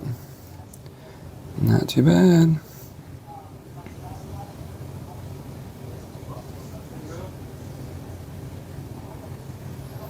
Okay. Just get that on it. Okay, so now we're going to be putting on the knobs at the top here. So you're going to grab E8, which is here, and I just put a little black on the inside of it. And it looks like it's going through the bottom one.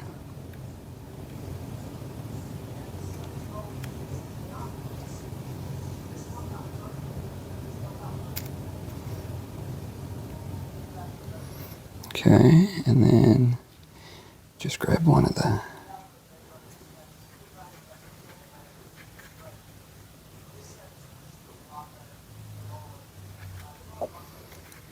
wooden washers, and it should just go right on, but it's not.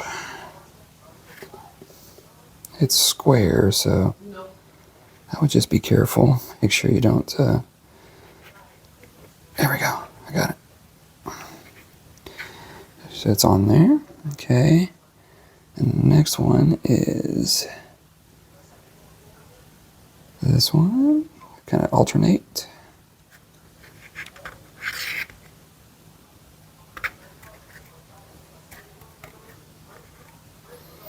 And grab another wash. Oh, this is going to be difficult. I can already tell you that right now.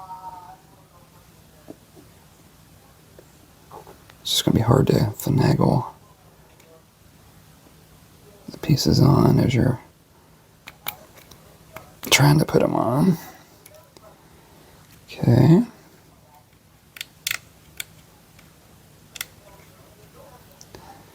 And then, yeah, just alternating.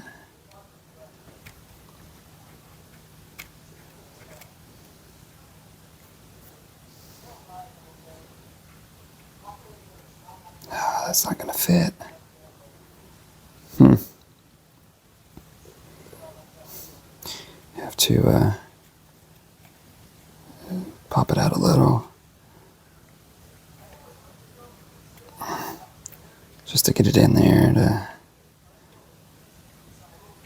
make sure it's lined up right.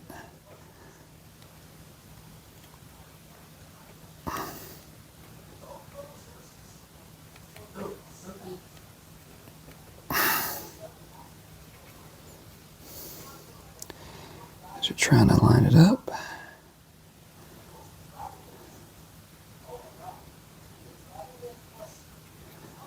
Tall.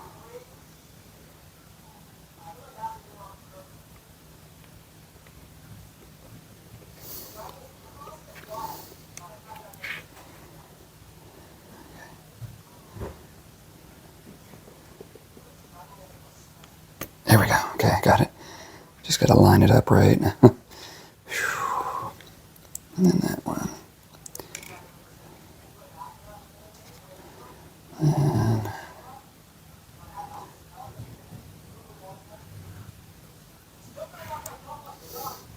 like I said, you just got to line up since they're square. You got to.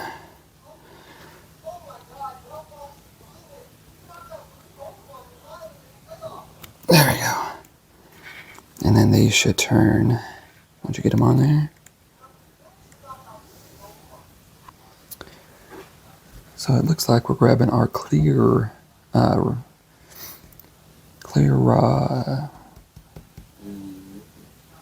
think what they call it is like a rack, but I'm going to call it a slide.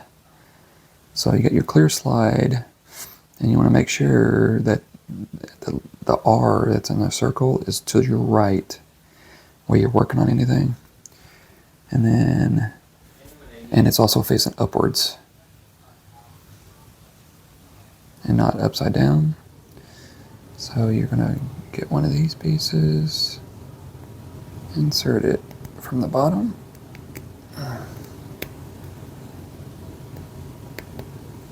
until it goes flush. There we go. And then put one over here on the other side.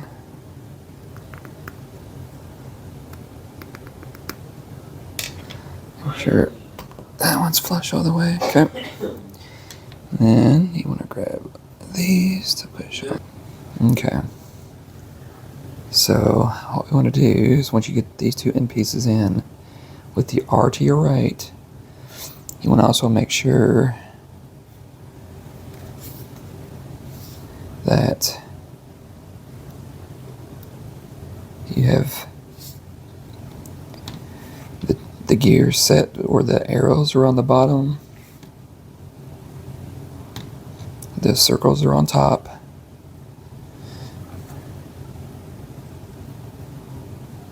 and then when you push this down over the 3 rods, you want it to be where this very last notch is to the right of this teeth on this half wheel that's right here. So when you put it down, you want it to lock in. Oops. Yeah, bring it up. You want it to lock in like that, to where that last notch is just to the right of that tooth right there.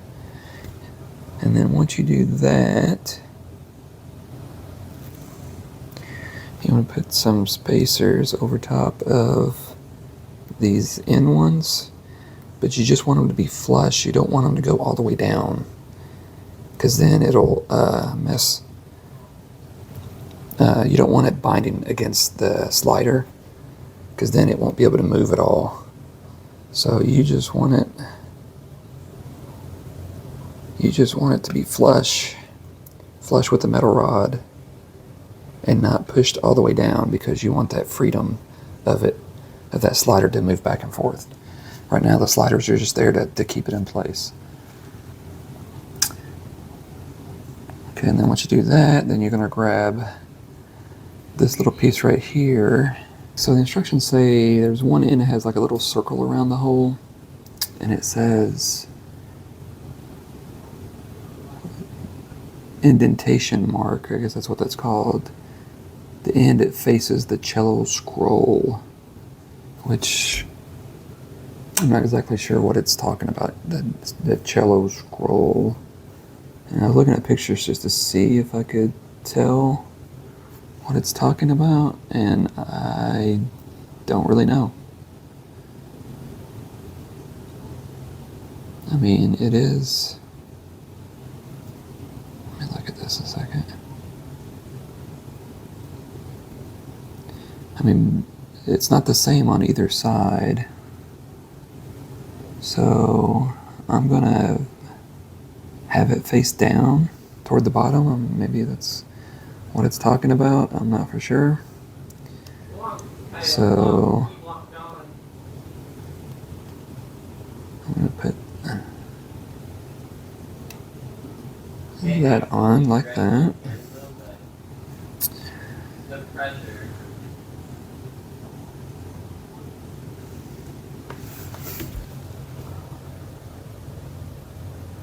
Actually, no, it's the other way. I just saw a picture.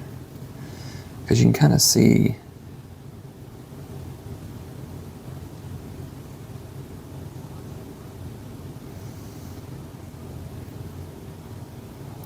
one end just kind of curl straight over, where this one kind of goes up right to the circle.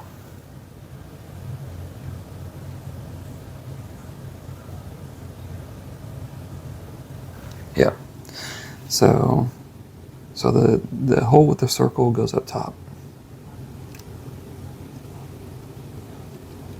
At least for now. If I need to change it later, I'll change it later. We'll see.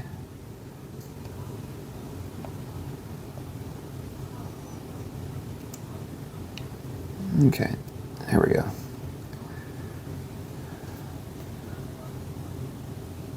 Yeah, okay. All right.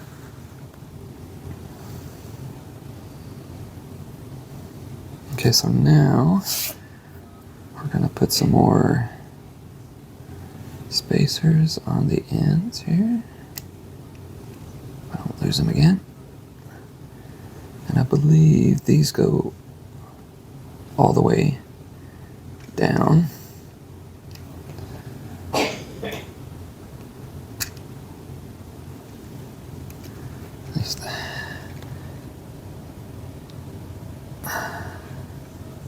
To hold them in. Yeah, and press them all the way down.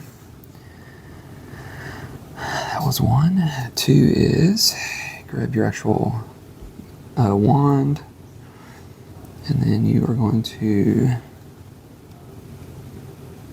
have the pointy end facing to your right if you're holding it upside down.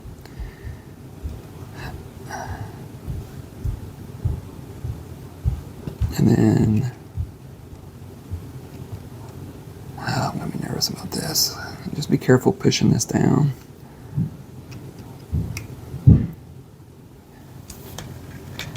Because it is fragile, as the instructions say.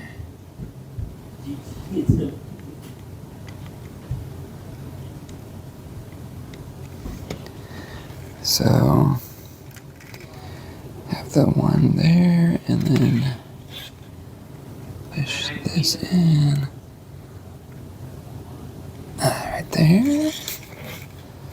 I'm just pushing this back down. There we go. Okay.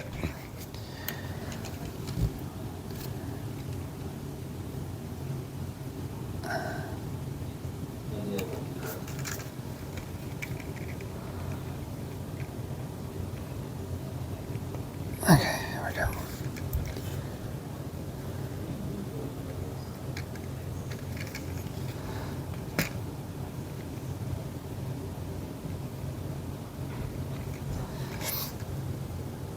Okay. 1, 2, and then the third step, they actually want you to pull out these gaskets finally.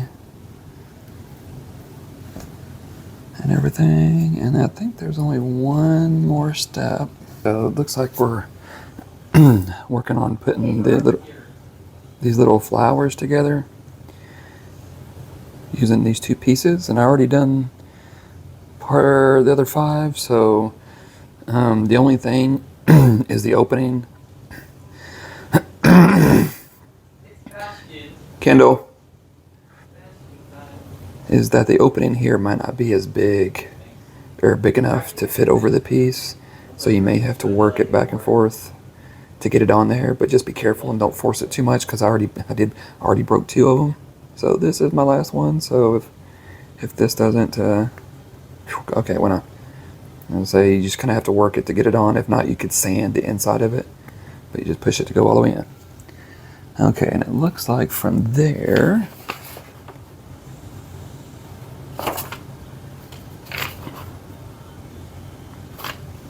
okay, there we go. Okay, so you want to line this up. There's holes, these holes right here, there's holes underneath in this bigger gear that you got to line these holes up, and the best way is just to look straight down and to see the opening, and this should slide all the way down to be flush. And then once you get one in, hopefully the rest of them will go, and you really shouldn't have to force anything. You really shouldn't have to force anything. If it looks like you are, then I would probably sand the tab just so you don't have to force it.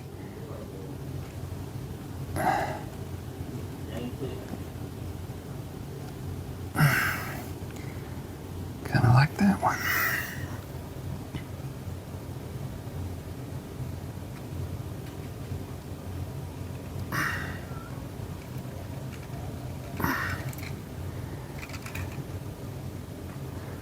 Like I said, you don't really want to force the gears too much, because there's really not much holding this on.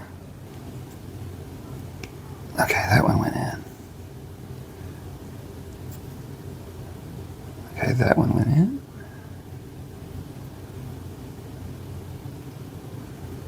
Just holding it and just pushing down.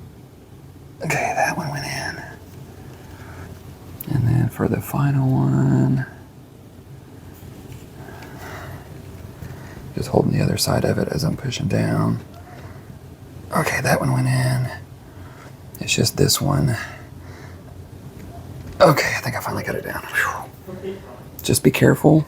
Like I said, I don't think they did a good job with how you're supposed to push those onto. But yeah, so just be careful pushing them down because you don't want to mess this gear up, because I don't know what it would do if that gear were to break or anything like that. So okay.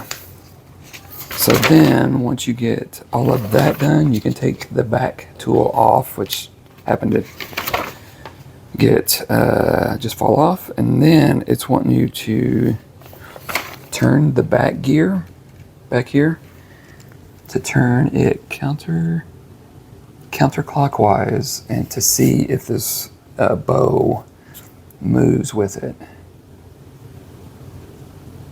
Oh, look at that. It actually went back the other way. And then that is cool. So, and then you're saying that if it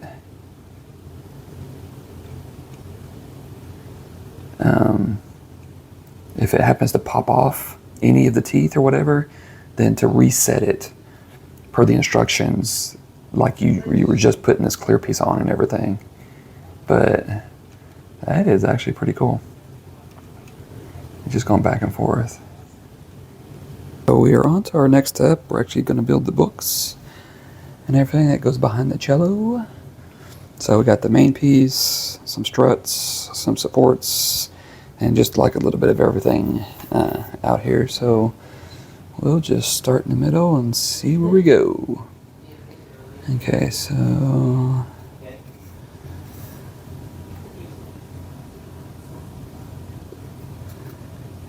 this. Make sure you have it facing the correct way.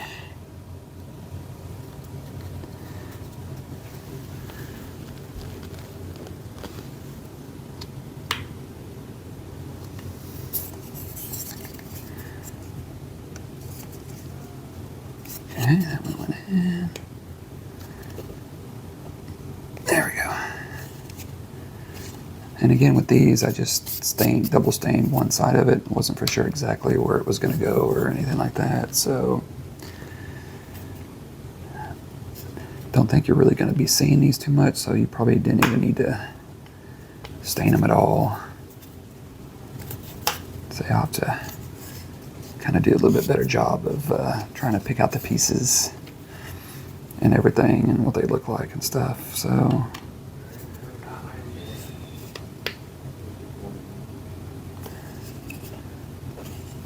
but okay, so should have it too close to here and this one kind of far away. Now you want to get your C12, and then this is going to go right in the middle and then push down the inside the base. Again, I don't think it really matters which way it faces. Doesn't say. Yeah, it doesn't say. So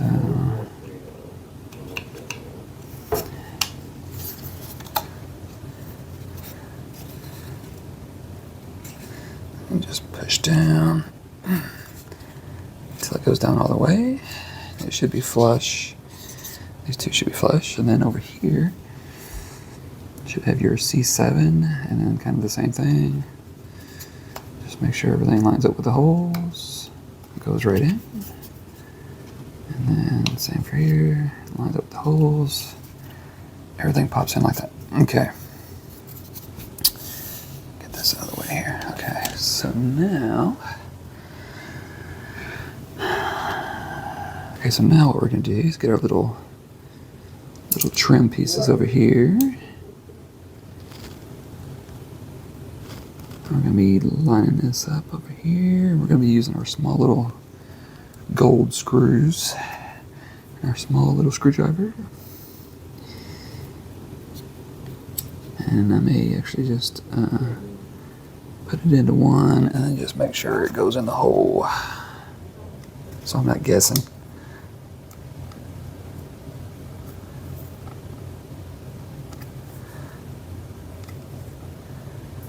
Okay, and then before I tighten it too tight,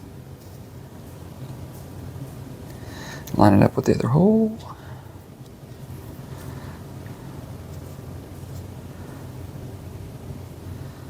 And tighten it up on this one, and we're going to do it for the other side as well. Just make sure you have one on either side, and again, just hand tight. It's not going to go anywhere. Oh, before I forget, and over here they want you to put the little little tab in over here, and you want it to be flush,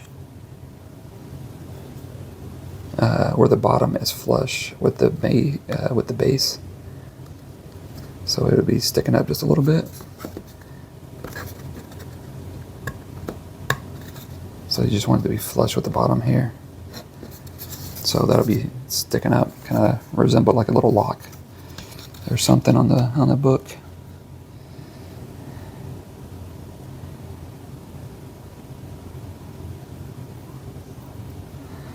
Okay, we're gonna come over here.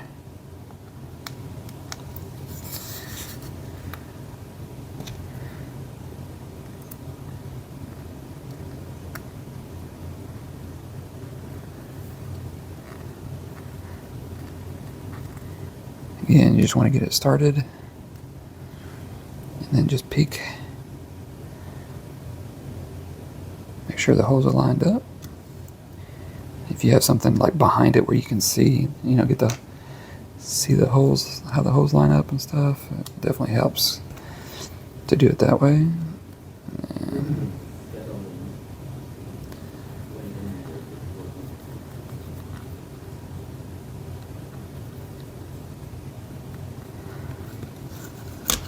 once it's on, then you can just lay it flat, and then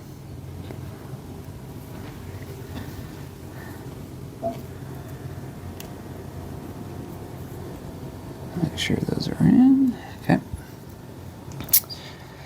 Now, what we're going to be doing is putting a little like front of the pages, what it looks like. And I didn't stain these. I wanted to keep the pages kind of unstained, just so the pages would be different colors than the books. And I guess you could like stain the books a little darker, shade of brown, and then make the pages a lighter shade of brown, just to have some type of shade difference. But I just left them alone, and because I didn't really want to cover the words up that are on the flat pages that are going to go over. So we'll see how this looks, but you want to make sure that the lines are facing forward here, and then you're just gonna push it down. Yep. Just push this down into here slowly.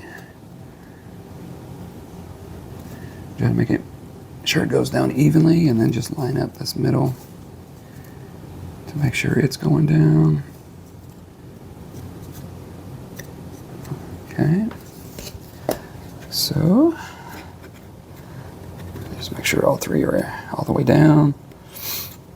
And then what they want you to do, they want you to do the back one, but since I'm here, I'll just go ahead and do this. They want you to put these little tabs through here so these don't pop up. So just push it all the way through.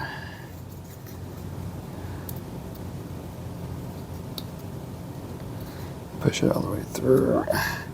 And I didn't stain the bottom, so you can see this is the original stain of the wood. It's like a little light brown. I didn't stain it because you ain't gonna see it or whatever. So, but that's what that kind of looks like. So this is what I made it. Kind of a little darker. The first coat wasn't too bad, but I just didn't like how it looked. So it almost needs like a half-second coat or something.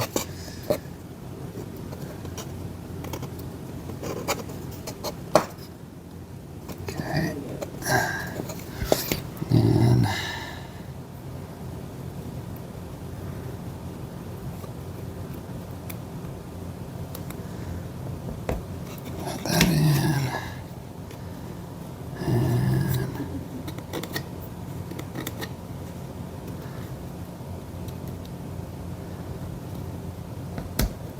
There we go. Okay, so there's the start of our book. Okay, so putting the edges of the pages together, and I already did one to make it look like this, and then we're going to be putting it on the end. So the easiest way that I kind of figured how to do this, because you're putting these tabs in, each one, and they're really loose. They're not too tight until you get to the very last one. So the easiest way I've figured out to do it is just turn it upside down. And then just turn the page upside down where you don't see the number. You don't see the identifier mark on it. And then just slide it. Just line up each tab and then just let it slide on down. That way you're not trying to hold on to the back of each of the tabs where you're putting each piece on or whatever. But you're just lining it up and just working your way down. And you may have one that's a little finicky. You just got to work on.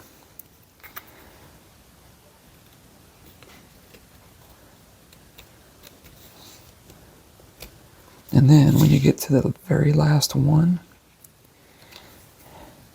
this one's actually going to be tight, so you need to just work on one at a time. Just kind of push it down enough to get it to lock onto it, and then go to another edge, work on that, and then go to the next one and then work on it.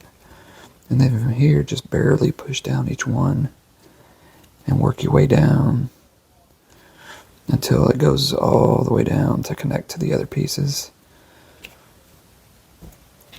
And then you can just pick it up and then just make sure this tab is all the way down.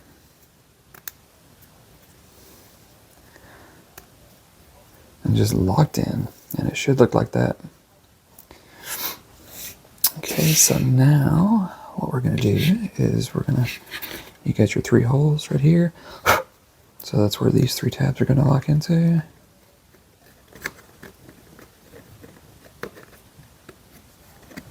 And you're just going to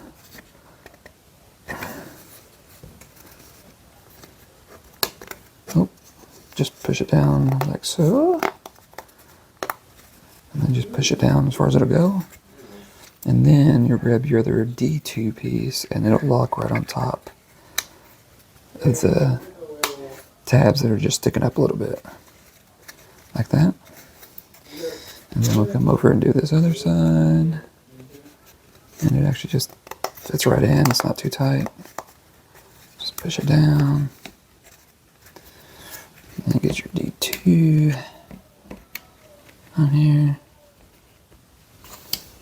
And it just should snap right on. Should snap right. There we go.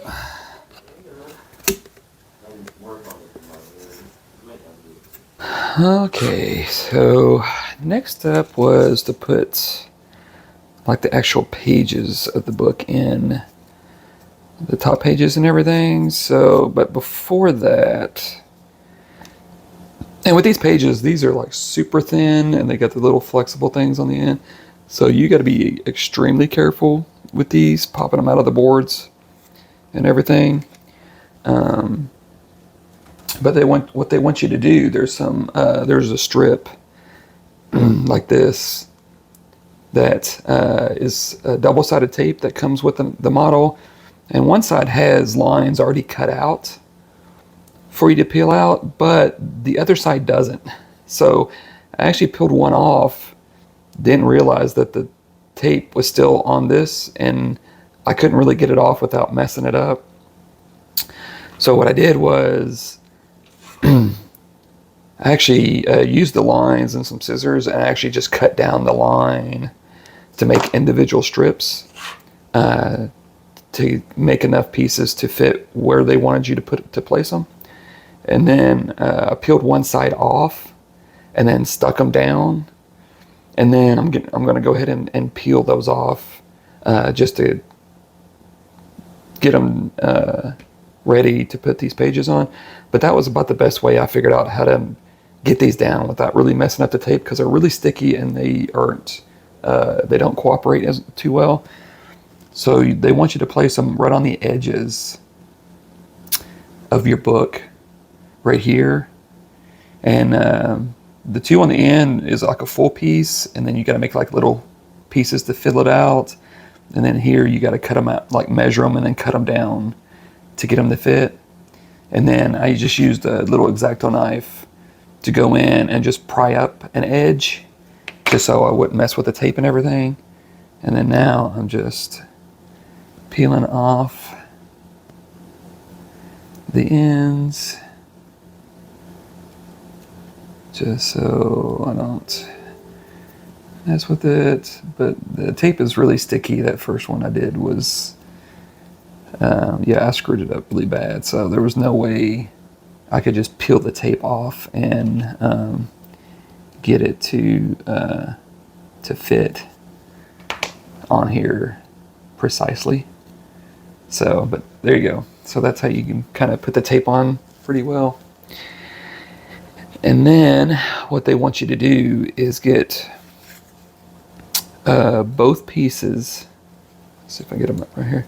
So they're going to go like this, right? Yep. So they're going to go like this. So they want you to put the sides that have the writing on is face them together. And this is going to be the difficult part. Remove kitty hair. Is you're going to be pushing these down into the holes that are right here.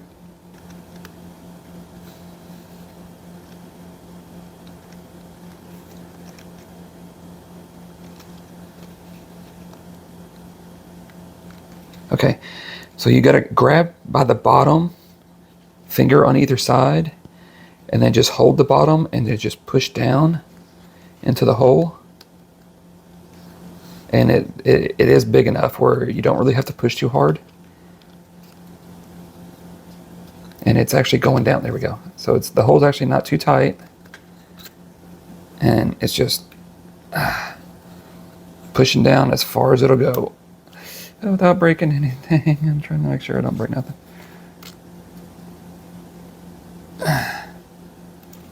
And then just pushing it down that way. I'm not for sure if it'll only go down a certain distance or not. I'm trying to push it down as far down as it'll go. But okay, so I think I have it down as far down as it'll go. Not for sure. You could probably use some maybe some pliers to hold down, but I would just use your fingers. That way you have a better hold on it. Okay, and we'll see how this goes. And then for each one, you undo the page and stick it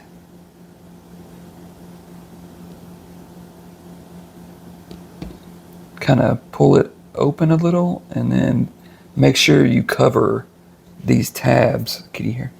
Make sure you cover these tabs.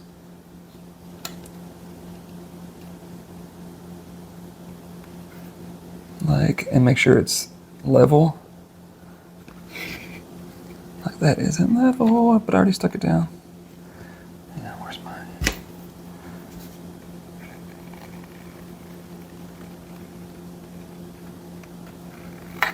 Okay. Okay, make sure it's level. Okay, and then stick it down. Make sure the edges is right down, and then just do the same for this. You're just wanting to make sure that that locks in on the inside, and then just make sure that this is level, and then just push down where the glue is, or the tape. Yep. And there you go. And then however that looks on the inside, I mean, there's really nothing you could do about that. It's just gonna look how it looks. So you can kind of press it in. can't really control that at all. So it's just, and plus things are going to be covering that, so you're really not going to see it too much. So just going to kind of push everything around again, pull it up, hold it. So got a bunch of pieces out. Going to be putting some of these other books together and everything. So just kind of have to bear with me as we kind of go through some of these steps and everything. So, okay. All right. So you got F9 you got to put together.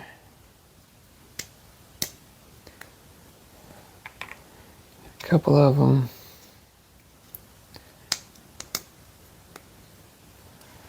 Okay, and then what we're going to be doing is you're taking your first book, B19, and you're flipping it over to the back side, and you're inserting these all the way down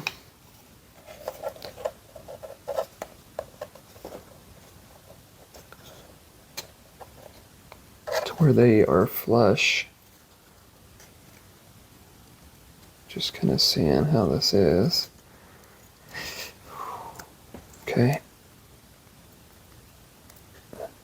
You got to be careful pushing them down so you don't mess with this piece here, because it's very thin. So you just want to make sure it's flush all the way down. And then do the same for this one. Just be mindful as you're pushing them down. Try to keep them even as you're pushing them down, so they're going down at the same time, so you don't have, an angle or anything like that.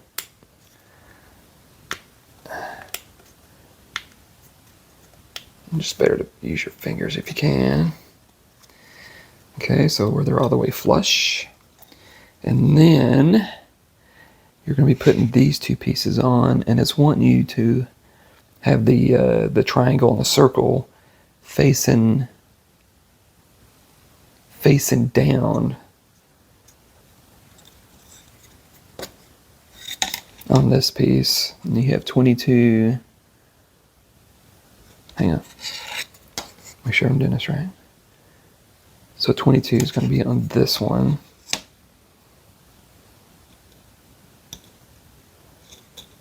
And it should be covering the hole there, and then 21 should be going down, covering the hole there, like that. Okay, and then, fun part, so if they stay on, then we're going to be taking our main book, getting the kitty hair off, and then we're going to be inserting these into here.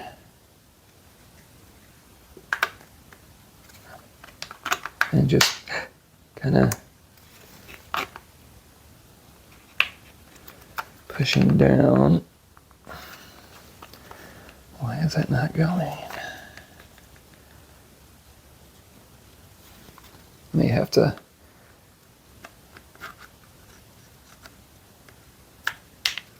kind of mess with that little did it get to go down? They're not really lined up too well. And get kind of one to go down. There we go. Okay. And then you're just, and they should go all the way through.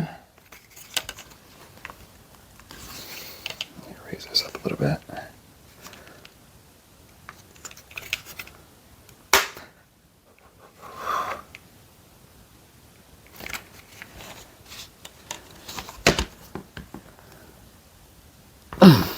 Like it's stuck on something.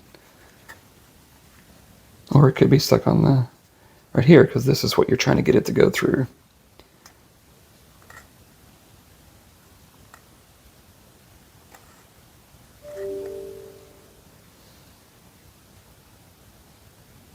Do I have that going the wrong way?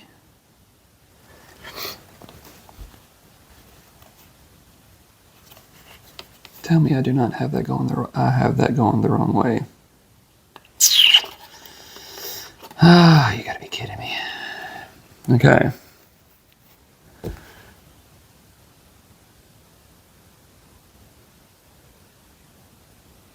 So you gotta make sure that your one piece is going this way, because if not, it will not fit into the hole. As you can see how one end is a little smaller than the other end. That's why this one actually fit. That's why this one will not, because the bigger piece is actually trying to go into the smaller groove. So I've got to take this completely out.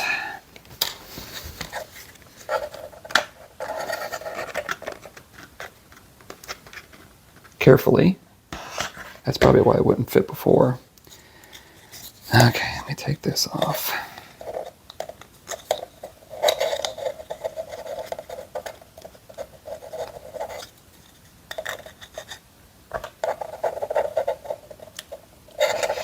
And I would just be careful pushing it back out. You don't want to break anything or twist or splinter. So you just do the best you can to push them back out, and then just rotate. Doesn't really say to do it one way or the other.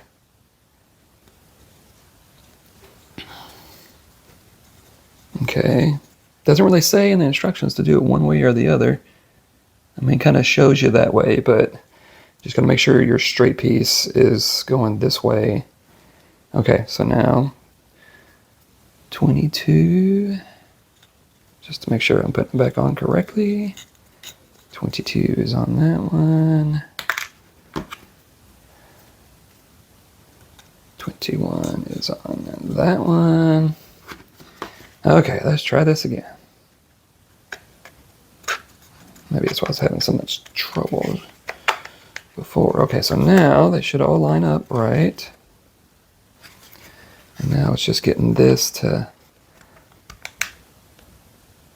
slide in the hole there. There we go.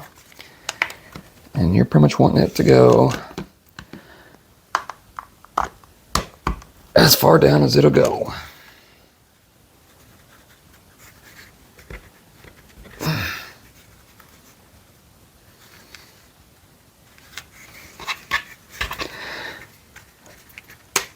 There we go. Because you need the holes, you need these holes to protrude so you can put a tab through it to hold it. Okay.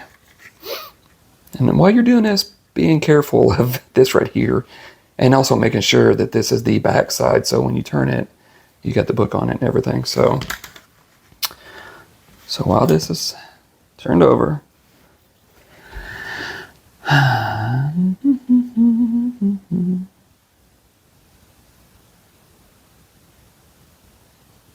okay. So now I'm putting the tabs in. I don't think it really matters which way or which direction, as long as they get put in.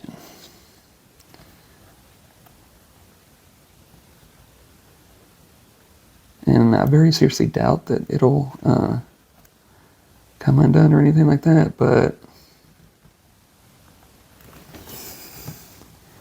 never hurts to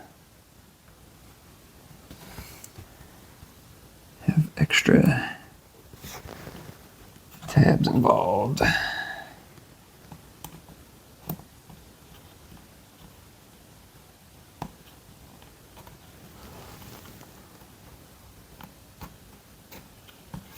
And these are being a pain in the butt.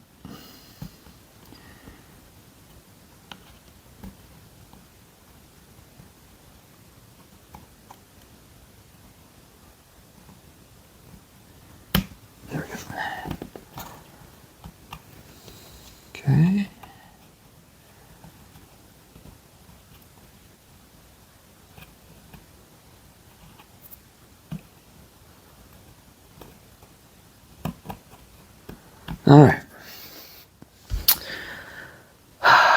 Okay, so we got those tabs involved. Okay, so I'm just, of course, being careful with this. Don't want to mess with the accordion part or whatever. So now we are getting B17, which looks like this right here. And then we are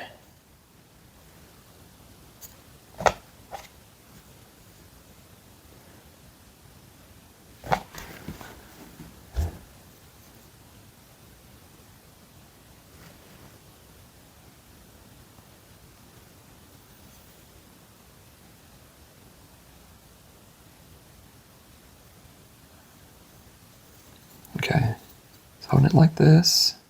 So you pretty much your tab is on your left.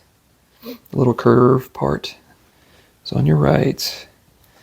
And you got these two pieces here facing up, which I painted them black because I wasn't for sure where they were going. But you're not going to see them anyway, so it don't matter. And then with the printed side, you're going to fold this over and then put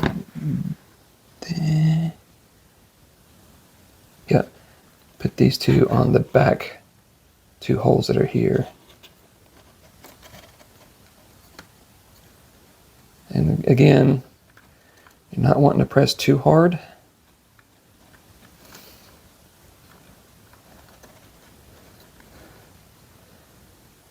It's just enough to get them in.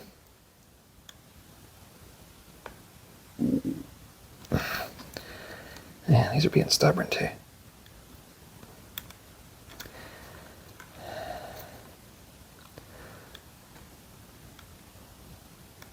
I think I got the one in. Or it helps if I, actually hold it straight. It actually goes in a lot better. But there we go. But you're pretty much just pushing it down all the way. There we go. Pushing it down all the way. Okay, and then just gotta be careful with this right here because it's not straight. It's kind of angled, so you need to kind of fold it up to get it for this part to lean up a little. And then once you do that, then you got some more tabs to put in, of course.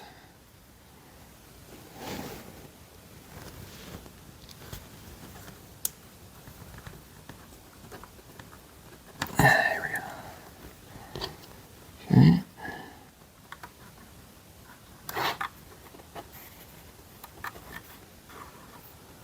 It's just hard to maneuver with everything going on and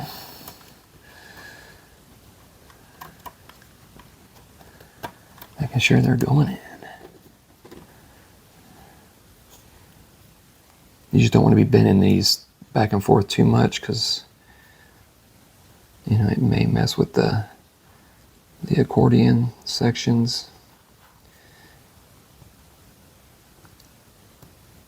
There we go. Okay, so we got those in.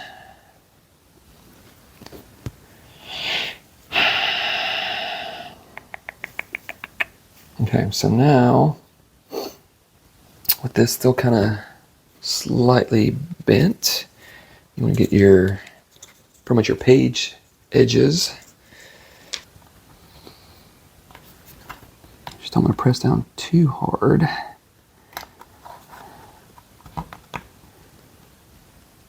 Oh, there we go. Okay.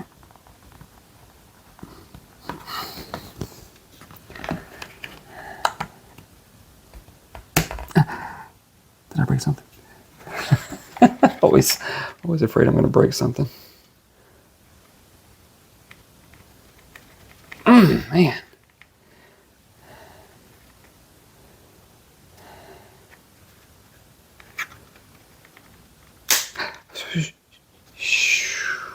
And I did break it, but it is what it is. Not too bad though. Okay.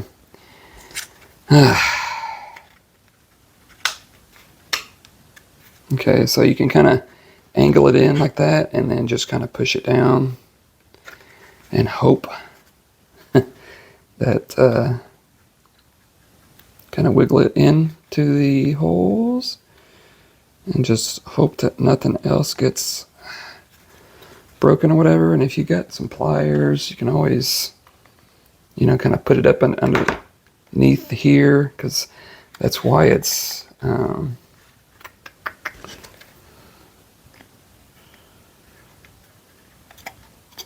given a little bit of a restriction, because I don't have anything under there to kind of press with. I mean, there's a little bit, but just this middle section, that is okay.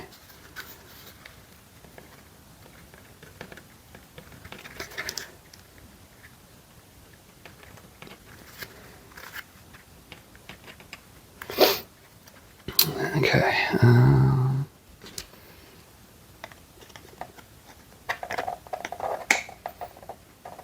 That's,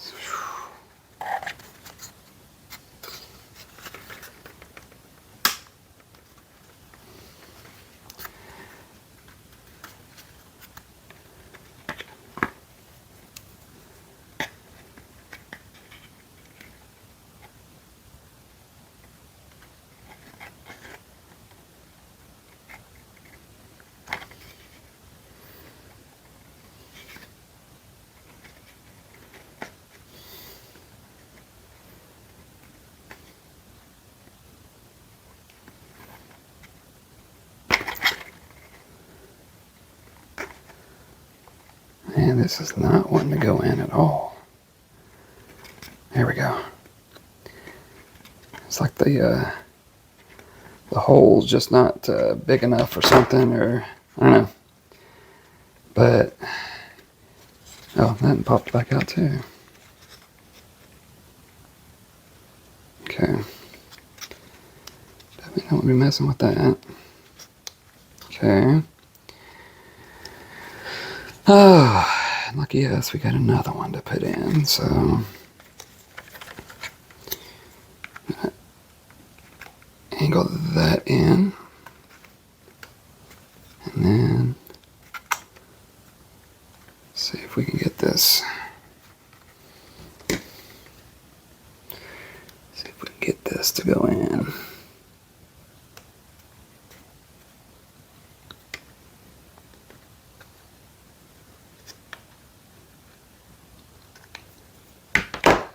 I just don't want to break it like I did that other one.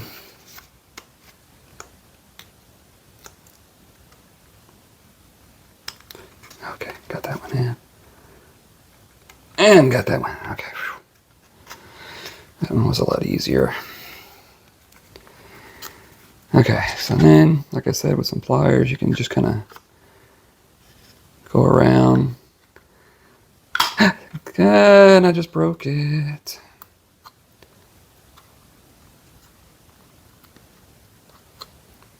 Let me glue that down.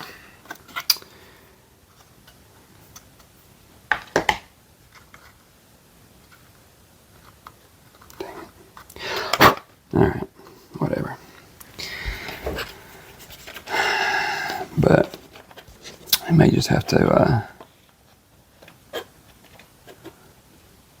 use some pliers and kind of pull down on it to kind of lock it in a little bit more. Yeah.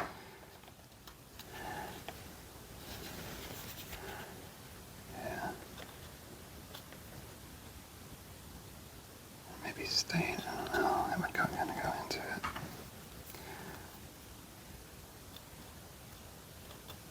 We'll see. All right.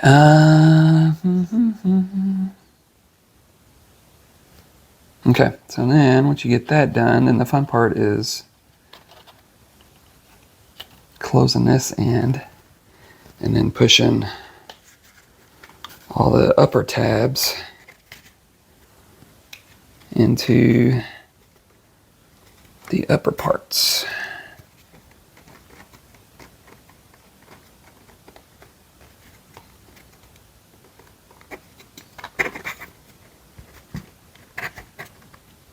Which is hard to see.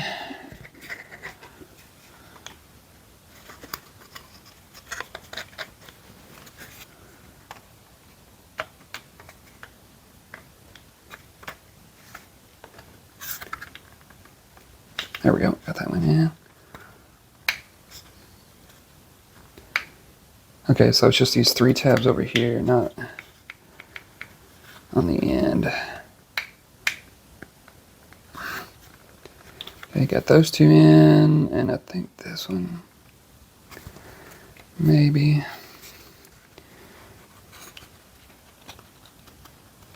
Yep, there we go. So, wish the bottoms were going in as easy as the top. Okay. So there you go. And then there's no tab over here on the end one. It's just there. This in place. You got your little like witch and cat pieces that I already put together and put the tabs in, and I painted the base, kind of the back part, the brown, and painted the cat and the witch black, but then I didn't know there was another little hat piece that's, I left it brown, so it's, you can do whatever. I mean, and probably could have painted that black as well to match, but I'm not too worried about it. But for this, it's like the cat goes down into this one, and then the witch faces the opposite way and goes down into that one. And then they come out at the bottom. Okay. Okay. They come out at the bottom. And of course, since they're here, then you're putting some tabs in.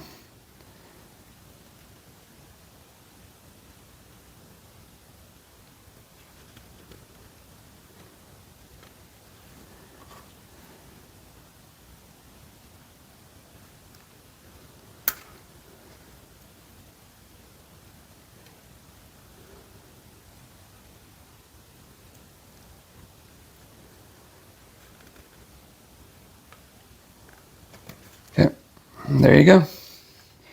So there's your, and they're facing the opposite directions. So you have the cat facing this way.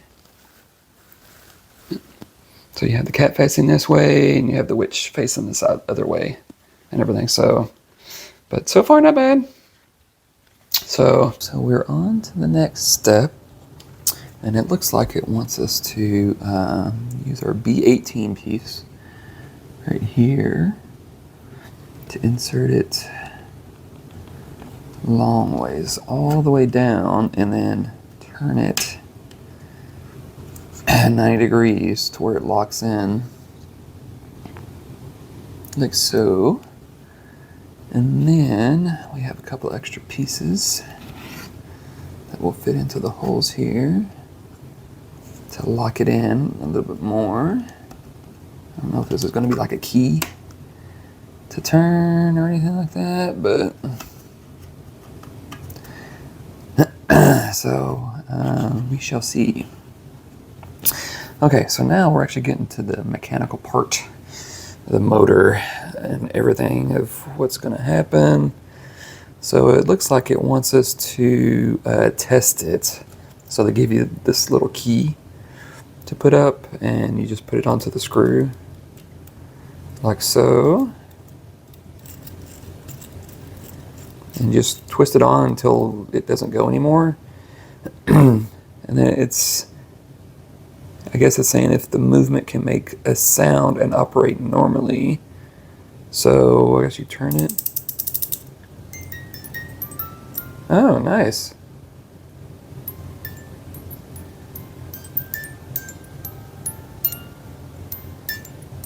It's a little music box.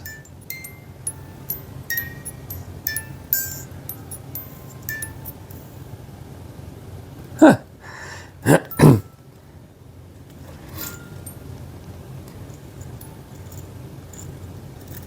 Interesting.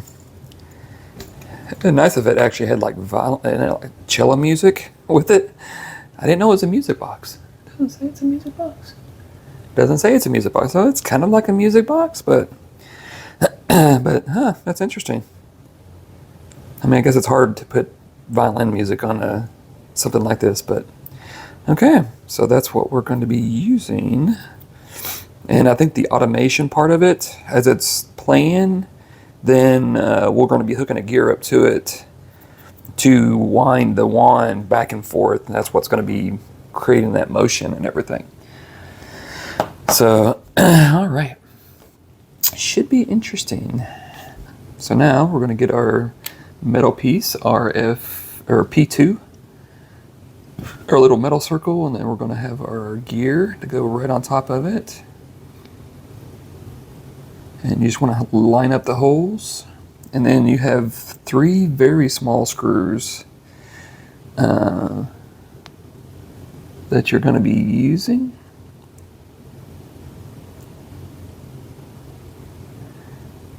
That don't make sense because it doesn't, they don't go all the way down. Hang on a second.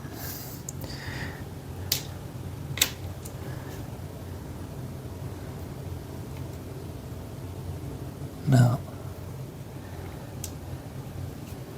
Here's the 6.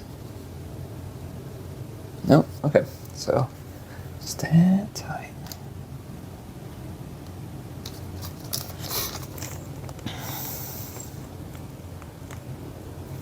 Gotcha. Okay. Hang on.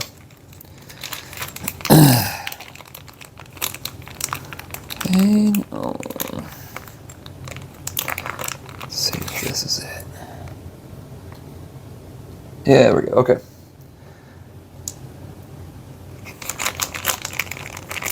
So that one. That one. And there's so many. That one. These are probably going to be used later on for something else.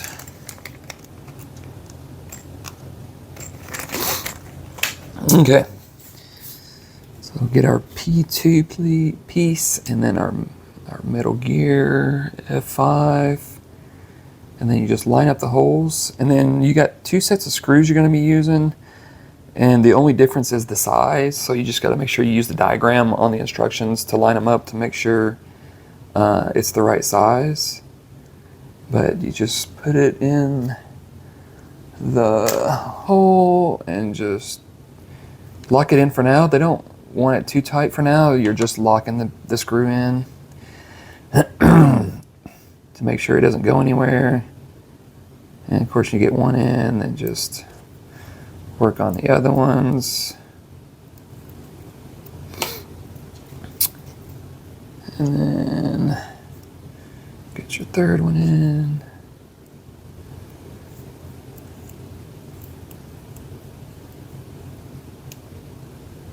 And that one's being a pain in the butt. Yeah, okay.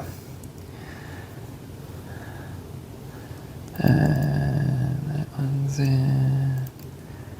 That one's in. That one's in. Okay.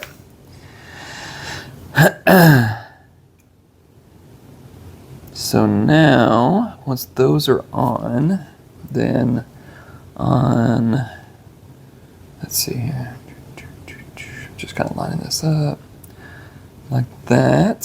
So on the bottom of this should be 3 holes. Here, let me, at least that's better with that. Okay, so you have that with the black piece facing away from you.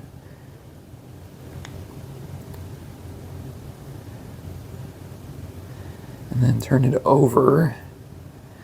And you're looking for pretty much this hole, this hole, this hole, and the bottom one. And there's 3 more screws that just look just like the other one that you just put in, but they're longer. So again, initially just get them in the hole so you can line up the other pieces.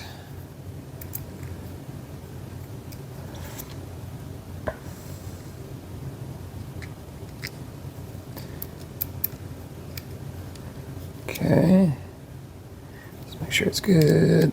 I'm gonna go ahead and just tighten them.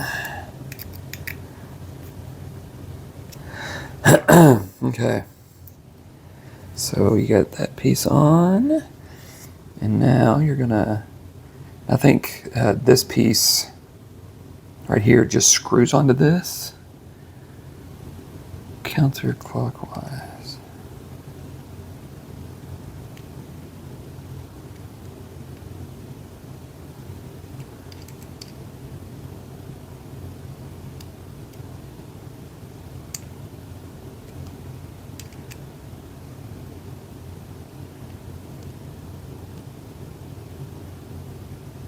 Okay, so it goes on counterclockwise. It tells you that in the instructions.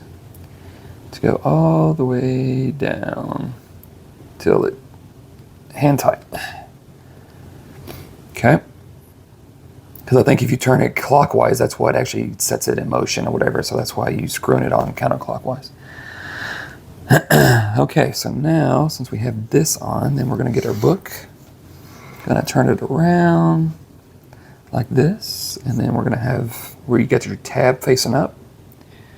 We're going to put it down into the hole.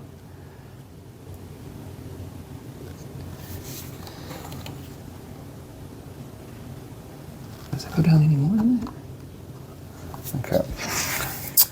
And then on the back, we're going to tilt it, and these two tabs are going to go into those two holes. Try to anyway. That's what it says, but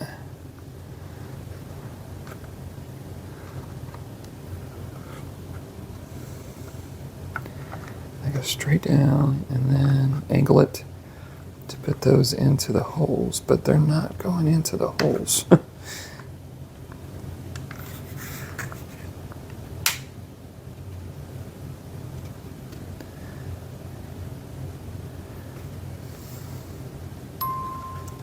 Not touching you. Not touching you. Oh, there we go. Okay, I got that one in. Okay, I got one in.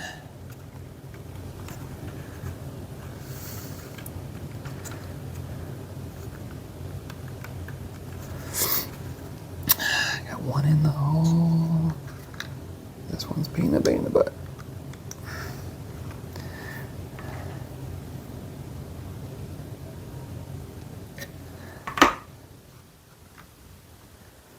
I don't think it's going to go in like all the way, but what I hit?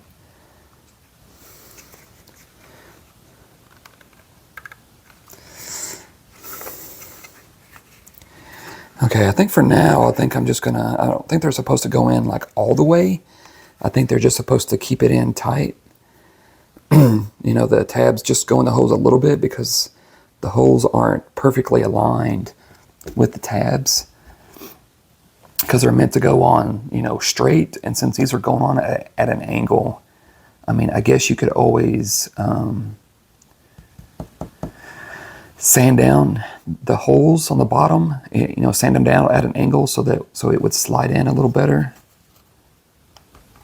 Because I've got that one actually to fit pretty good. It's just this other one, I got that one in really good. It's just this other one that's giving me problems. Okay, there we go. I think I got it finally. Okay, there we go. So you just got to work with it to get it to lock in and everything. So just kind of mess with it a little bit. So, but it should be somewhat flush with the back to get it in there. But just as long as it's at this type of angle of what you see, then you should be fine. I guess the true test is the cello sitting back up against this, you know, and the two gears locking into place. So, and I have a feeling this spot right here is where the cello is going to go into and leaning back. So, but again, we shall see. All right, so now we got our next page sides that we're going to be placing in around our motor, which is really going to be fun.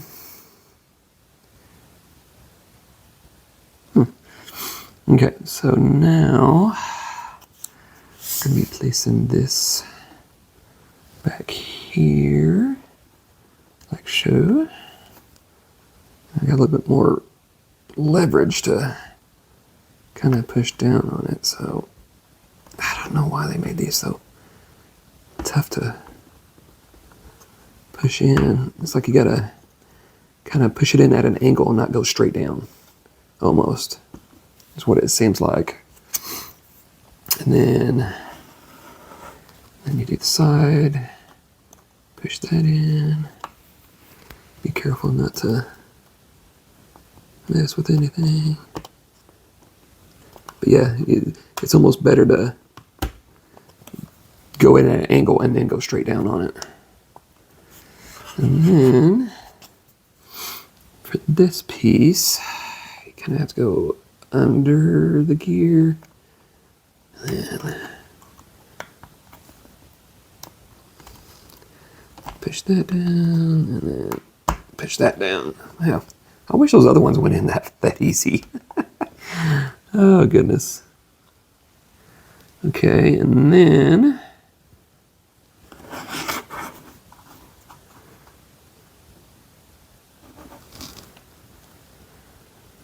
is that gonna go? I'm just looking at something here.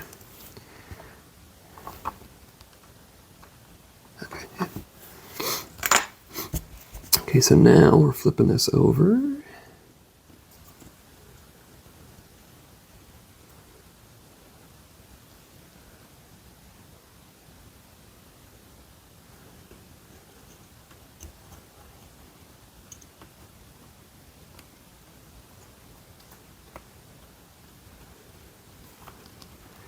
Kind of lining it all up. And you may have to push the motor up just a little to get it to lock on, for the tabs to lock in and everything. So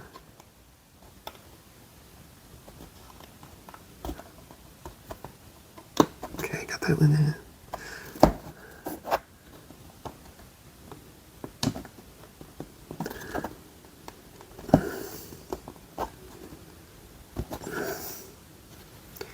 Well, they're not. I think I'm on that way. Let me go back here to the back. Ah! Thought I broke that.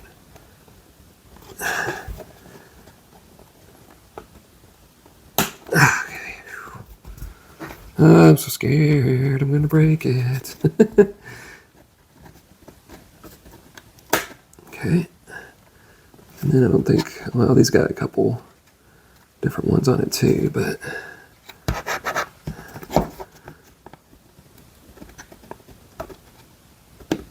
okay.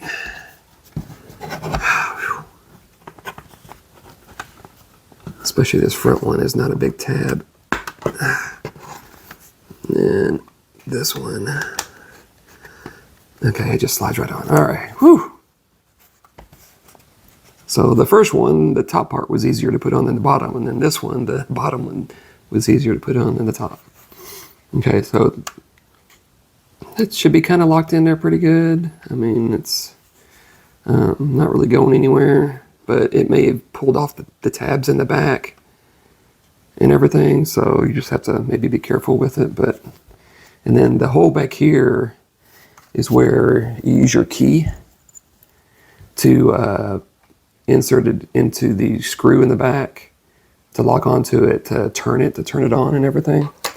So and it's kind of at an angle, so you don't go straight in. You'll have to kind of go at an angle and everything. So, and then for the last little piece, you have this, excuse me, and you want to make sure that the higher part is facing forward and the lower part is facing back. And I have a feeling we're going to be putting a tab through that as well.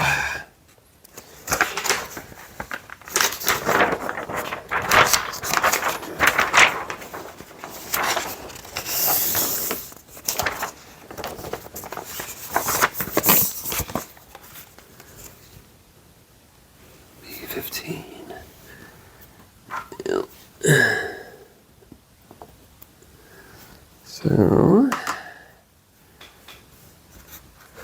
just put another tab through here.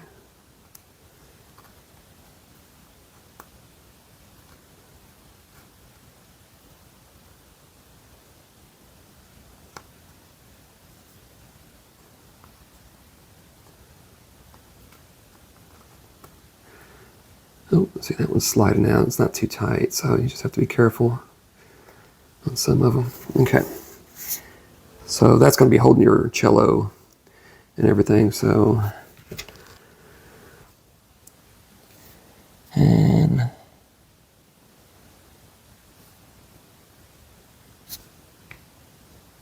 oh, let's see here.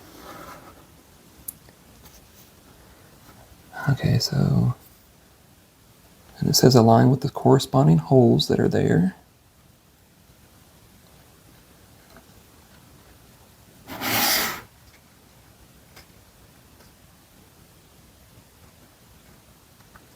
We'll see.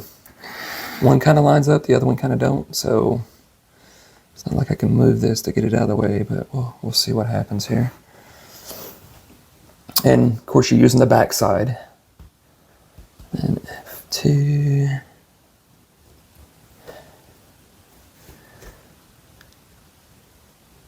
Oh, that holds it in place, okay. So using this to go down into the hole, and then what will hold this in place. Let's see. I actually think it went in, I'm not for sure. Yeah. It's not going anywhere, so I mean, it's not loose or nothing like that, so okay, I think it's all right. And it actually went down all the way, so I think that one's good. And then get in this other piece, and this is going to go toward the front. And you want to make sure the round piece is in the front here.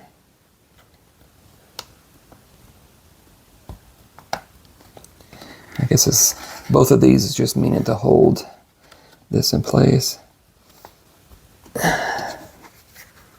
Okay, there we go. I just had to just work with it a little bit, but it should be flush all the way down. These two should be flush, and then this kind of up against that.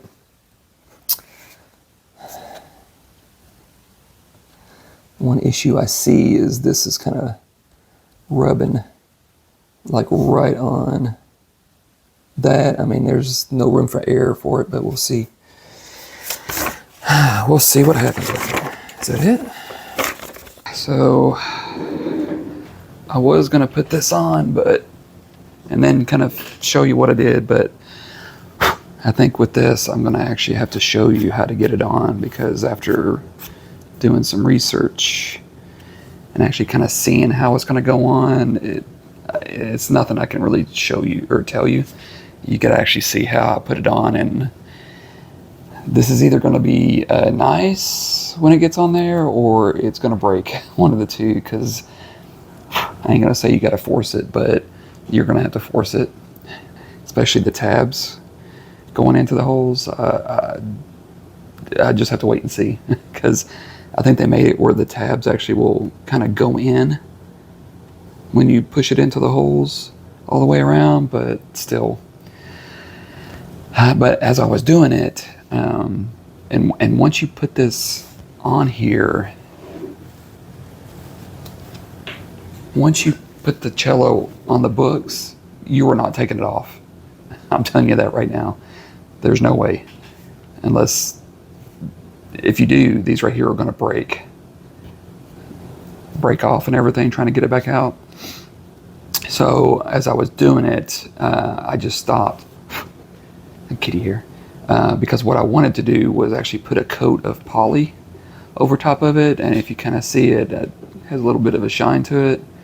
So I took the wand and the clear piece off, which was just taking the spacers off of here and here, here and here, and then just taking this whole thing off. And then I used a spray, polyacrylic, that I just sprayed over the front and the sides and the back. It's just got a little shine to it. But I wanted to make sure that I didn't get any on the gears whatsoever to mess up the mechanical part. So I used some tape and some plastic, very thin plastic paper or plastic bags, or like bread bags. And I put some tape around the edge, and then I used that plastic, cut it in small pieces, and just stuffed it inside and around, over top the gears and kind of underneath here, and then just made sure that the tape was on the inside or right on the edge so I could spray on the outside. And then on the back I just covered this gear to make sure it didn't get anything on it, and then just sprayed over top of it, let it dry, and then I just sprayed another coat, and it actually turned out pretty well. Let's see some more kitty here. Actually turned out pretty well. I wasn't going to spray the books or anything. I was just going to leave them as they were. So I'm just looking for more kitty here, but yeah. So so, and I tested everything. The wand still moves back and forth perfectly fine and all that. So so this is going to be the breaking point of this model. So it's either going to go well or it's not. So hopefully I'm going to try to show you what we're going to be doing. So again, you got these 4 points right here. They're going to go on the back here into these 4 holes, and you're almost going to have to force them in, which I don't like doing, but that's the only way it's going to happen. And plus, you're going to have to make sure that this gear and this gear are intertwined and not butting against each other. So yeah. So we'll see how that goes. So first thing you want to do is you got your bottom piece right here, and you got your tab down here. So you just want to push it down into that, and then you want to push it down to where the tabs line up onto the holes. Trying to get it as best you can. I'm going to set this down for a second. Get the tabs to move over to line up onto the holes, at least the bottom ones for now.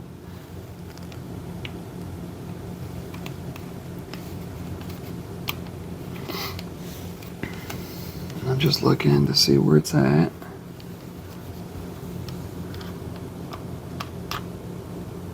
Okay. I think that's in. Okay, and I can see right now that the top pieces are not aligned. So, as you can see, the bottom ones are in, at least on the hole, but this top one, you can see the top one isn't right there. So I'm going to try to push that up once it gets a little closer, and then kind of see what this other one is. It's not there yet. I got to push these in a little bit. So here we go. Okay.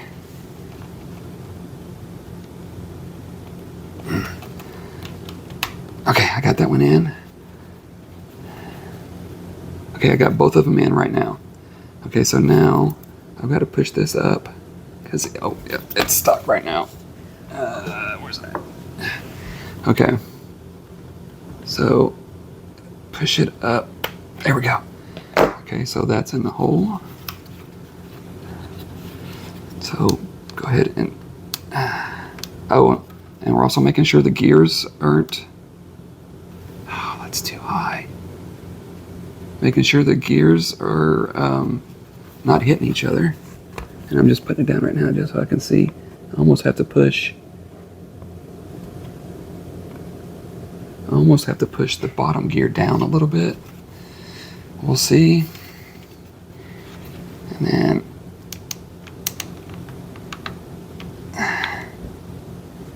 it's still hitting.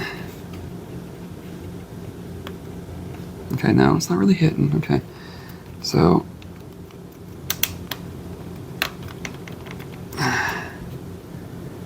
is that still?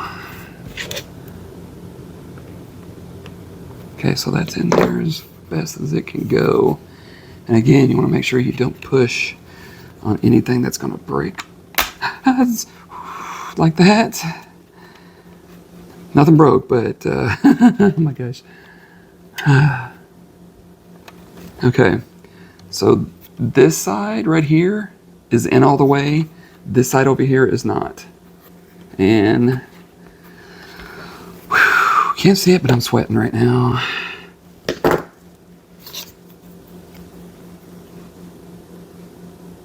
Okay, I'm just making sure that is in the hole. And I'm just gonna press on this side to see if I can get this to go in the top one. Okay.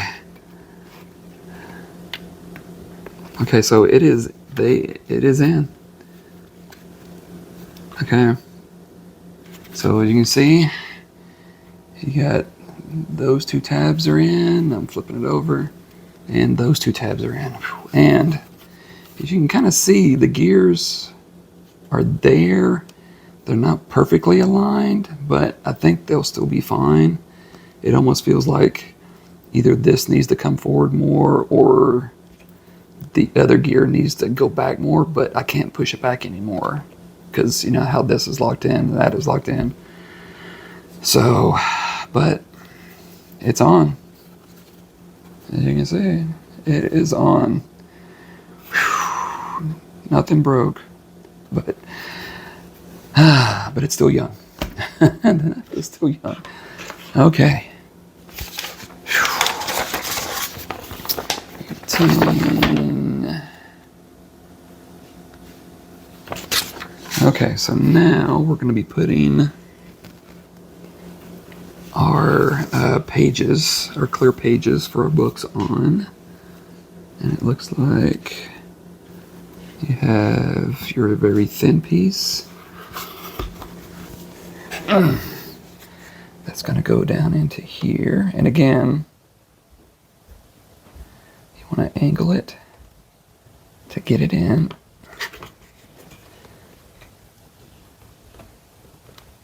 Let's see if I can go this way with it. There we go. And you want to make sure it's facing forward, not, you know, the pages or the lines. Make sure it's facing forward, not back. Okay, make sure the hole is facing the correct way as well. And the same for this one. Make sure the notch opening is to the left. And then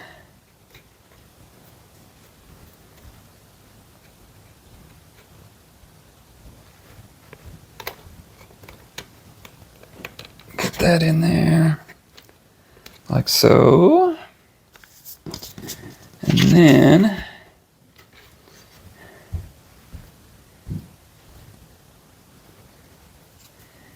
you want to get your sides and be careful of the wand. Make sure you don't hit it against anything when you put it on its side, but you want to do the same as what we had done before, where you just kind of lock it in, and then it should go in. Oh, you little. Okay, so that is in. You may have to put kind of your finger behind it to get it to lock it in.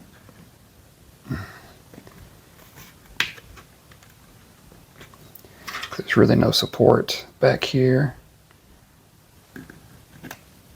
or anything.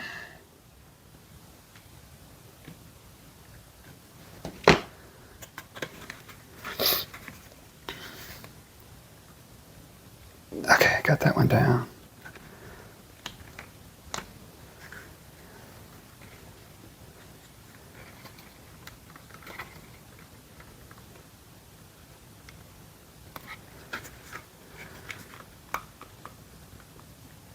Oh, And then just kind of push them together.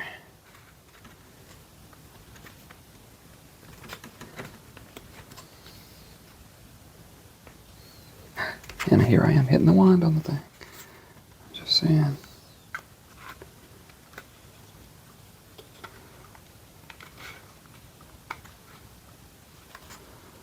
Okay. Don't have to be perfect, but you're just trying to get it down as much as you can. Okay, now I'm doing the same for the other side.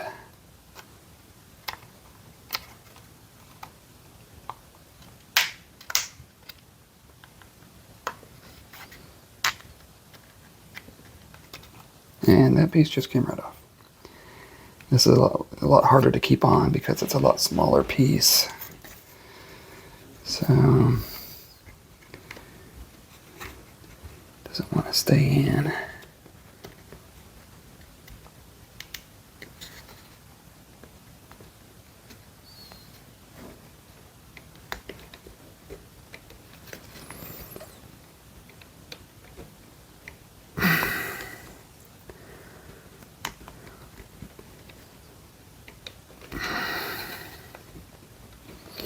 Okay, there we go. That in, got that in. That piece on. And now, you want to fold this up. You want to be careful how you're putting this on, especially the two front pieces. They got to lock on. But it's going to be hard with the cello kind of in the way, so, and they're the taller pieces, so you're going to have to put those in first, but I think they made it where they will go on real smooth and easy without having to press too hard, because I actually didn't have to press on that too hard.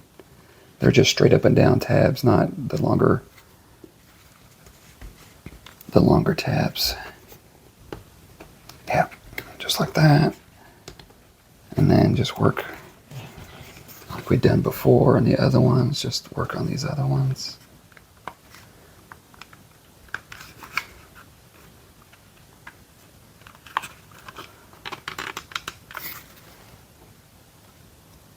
Too far.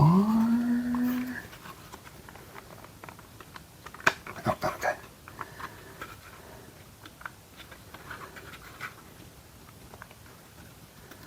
Okay, let me come over here. Nerve-wracking. Nerve-wracking. Okay, got that one in. And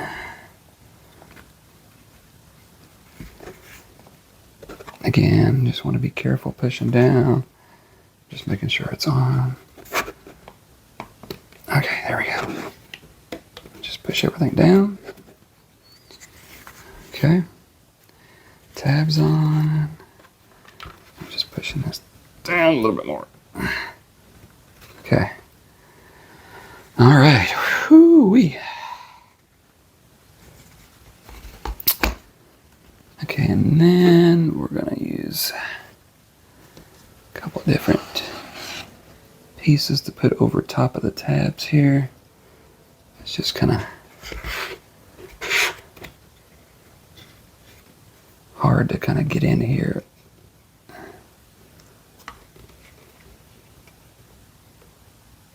Put these on. So try to just line them up to put them on top. Sure. And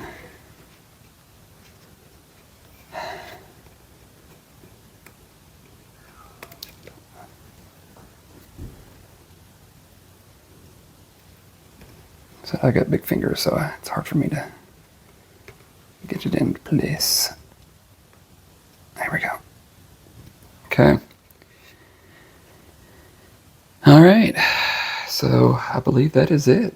It's our final piece. Got a nice little shiny cello. Got the books. Everything. Hi everyone, welcome back. Finally got our magic cello music box. It actually does say music box on the box. I just never paid attention. Finally got it finished. Was messing with the mechanical part and everything. Kind of finally got it somewhat working. So, but I'll go over all of that and everything. But just initially first, just I kind of wanted to go over how it all looks, which as you can see, I think staining it makes it look so much better compared to how it looks on the box. Which, I mean, on the box it looks fine, but having it a darker color, you know, kind of the colors of what cellos and violins and stuff actually look, I think just makes it stand out so much better and everything. And going forward, if I can do it, then I'm probably going to be staining almost all wooden models that I do, just to give it a little bit of extra color and everything. So, but we'll see. Just depends on what I work on. So kind of get a little bit close here. So got all the gears, the mechanical parts on the front, and then, you know, I got the bow. I stained black, and pretty much all the gears inside are the same, but I didn't poly any of that. I just didn't want to mess with the mechanical part or anything. Of course, you got the stem, you know, and I stained the sides, you know, black. Just wanted to offset the color and everything. And then you got your book. You know, this is all black. And I only did a darker color because it was a darker color already, and I had a feeling if I went with any type of brown that it would have made, I don't know how it would have looked, but I just don't think it would have looked as good or anything. So, but going around, we got our witch kind of sitting there. We got all of our books, and I didn't poly the books either. I just thought they looked nice as they were and everything. And then you got your key in the back. And then, of course, it goes in at an angle, not straight, and it just screws in to the back of the mechanical box. And it'll always stay there. And then you got the back. There's the back of the cello. I actually like doing the back part, you know, more than the front. It has more aesthetic, you know, detail and stuff on it. So, yeah, your pages. Come over here, and there's your cat kind of hiding in the corner right there. And then, as I was going along messing with the mechanical part, I noticed down in here the gear with the screws on top of it. The cello was actually so close that on the bottom the screws was actually rubbing against the back of the cello. So I actually pushed the cello forward off of the supports, off of the two supports over here and the two on the other side. I actually pushed it forward to get it off of it so it wouldn't be rubbing it, because I was having issues having it run smoothly, and I thought that was the issue with it. And I still kind of have a small issue, and I think it's just having it run over time. I think it'll be more smoother and everything. But just so you know, the screws on that bottom gear on the mechanical box, it may rub against the back of the cello, so just be cautious of that. And if you need to push this forward, nobody's really going to know, you know, how far back or forward it's supposed to be or anything. So just be cautious of that. And as you see, I mean, the gears kind of line up, but I think they're still not connecting really well. But we'll have it. I'll show you kind of what it looks like, and you can see kind of what I'm talking about. But overall, though, I think with the stain and everything, I mean, I think this looks really well and everything. And of course, you can pick different colors if you want to stain it. You know, the black on the bottom, you know, I probably could have went with a little lighter color with it, you know, but I definitely like the dark or the brown, the golden oak stain on the books, and just leaving the sides white, you know, to represent the pages and stuff. So, okay. So again, on your bow, you want to make sure, well, it's not on the starting point, but okay. So to get it started, and And the thing with these is you always want to wind it at least 4 or 5 times, because if you just do it once, I don't think it has enough pressure on the gear to be able to turn it. So I would recommend doing it at least 4 or 5 times, and then it'll go. And I'll just set it here and let it run.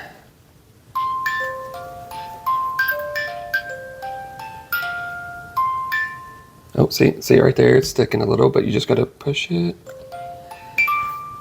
See, it sticks every now and then. I think it's just the gears not connecting well, because I can't really find any other spot that it's catching or anything. So I just think over time it'll work its way, you know, where it won't get caught up too much. But then once it winds down to where the wind, you know, is almost up, then it catches more because there's not as much pressure from winding it.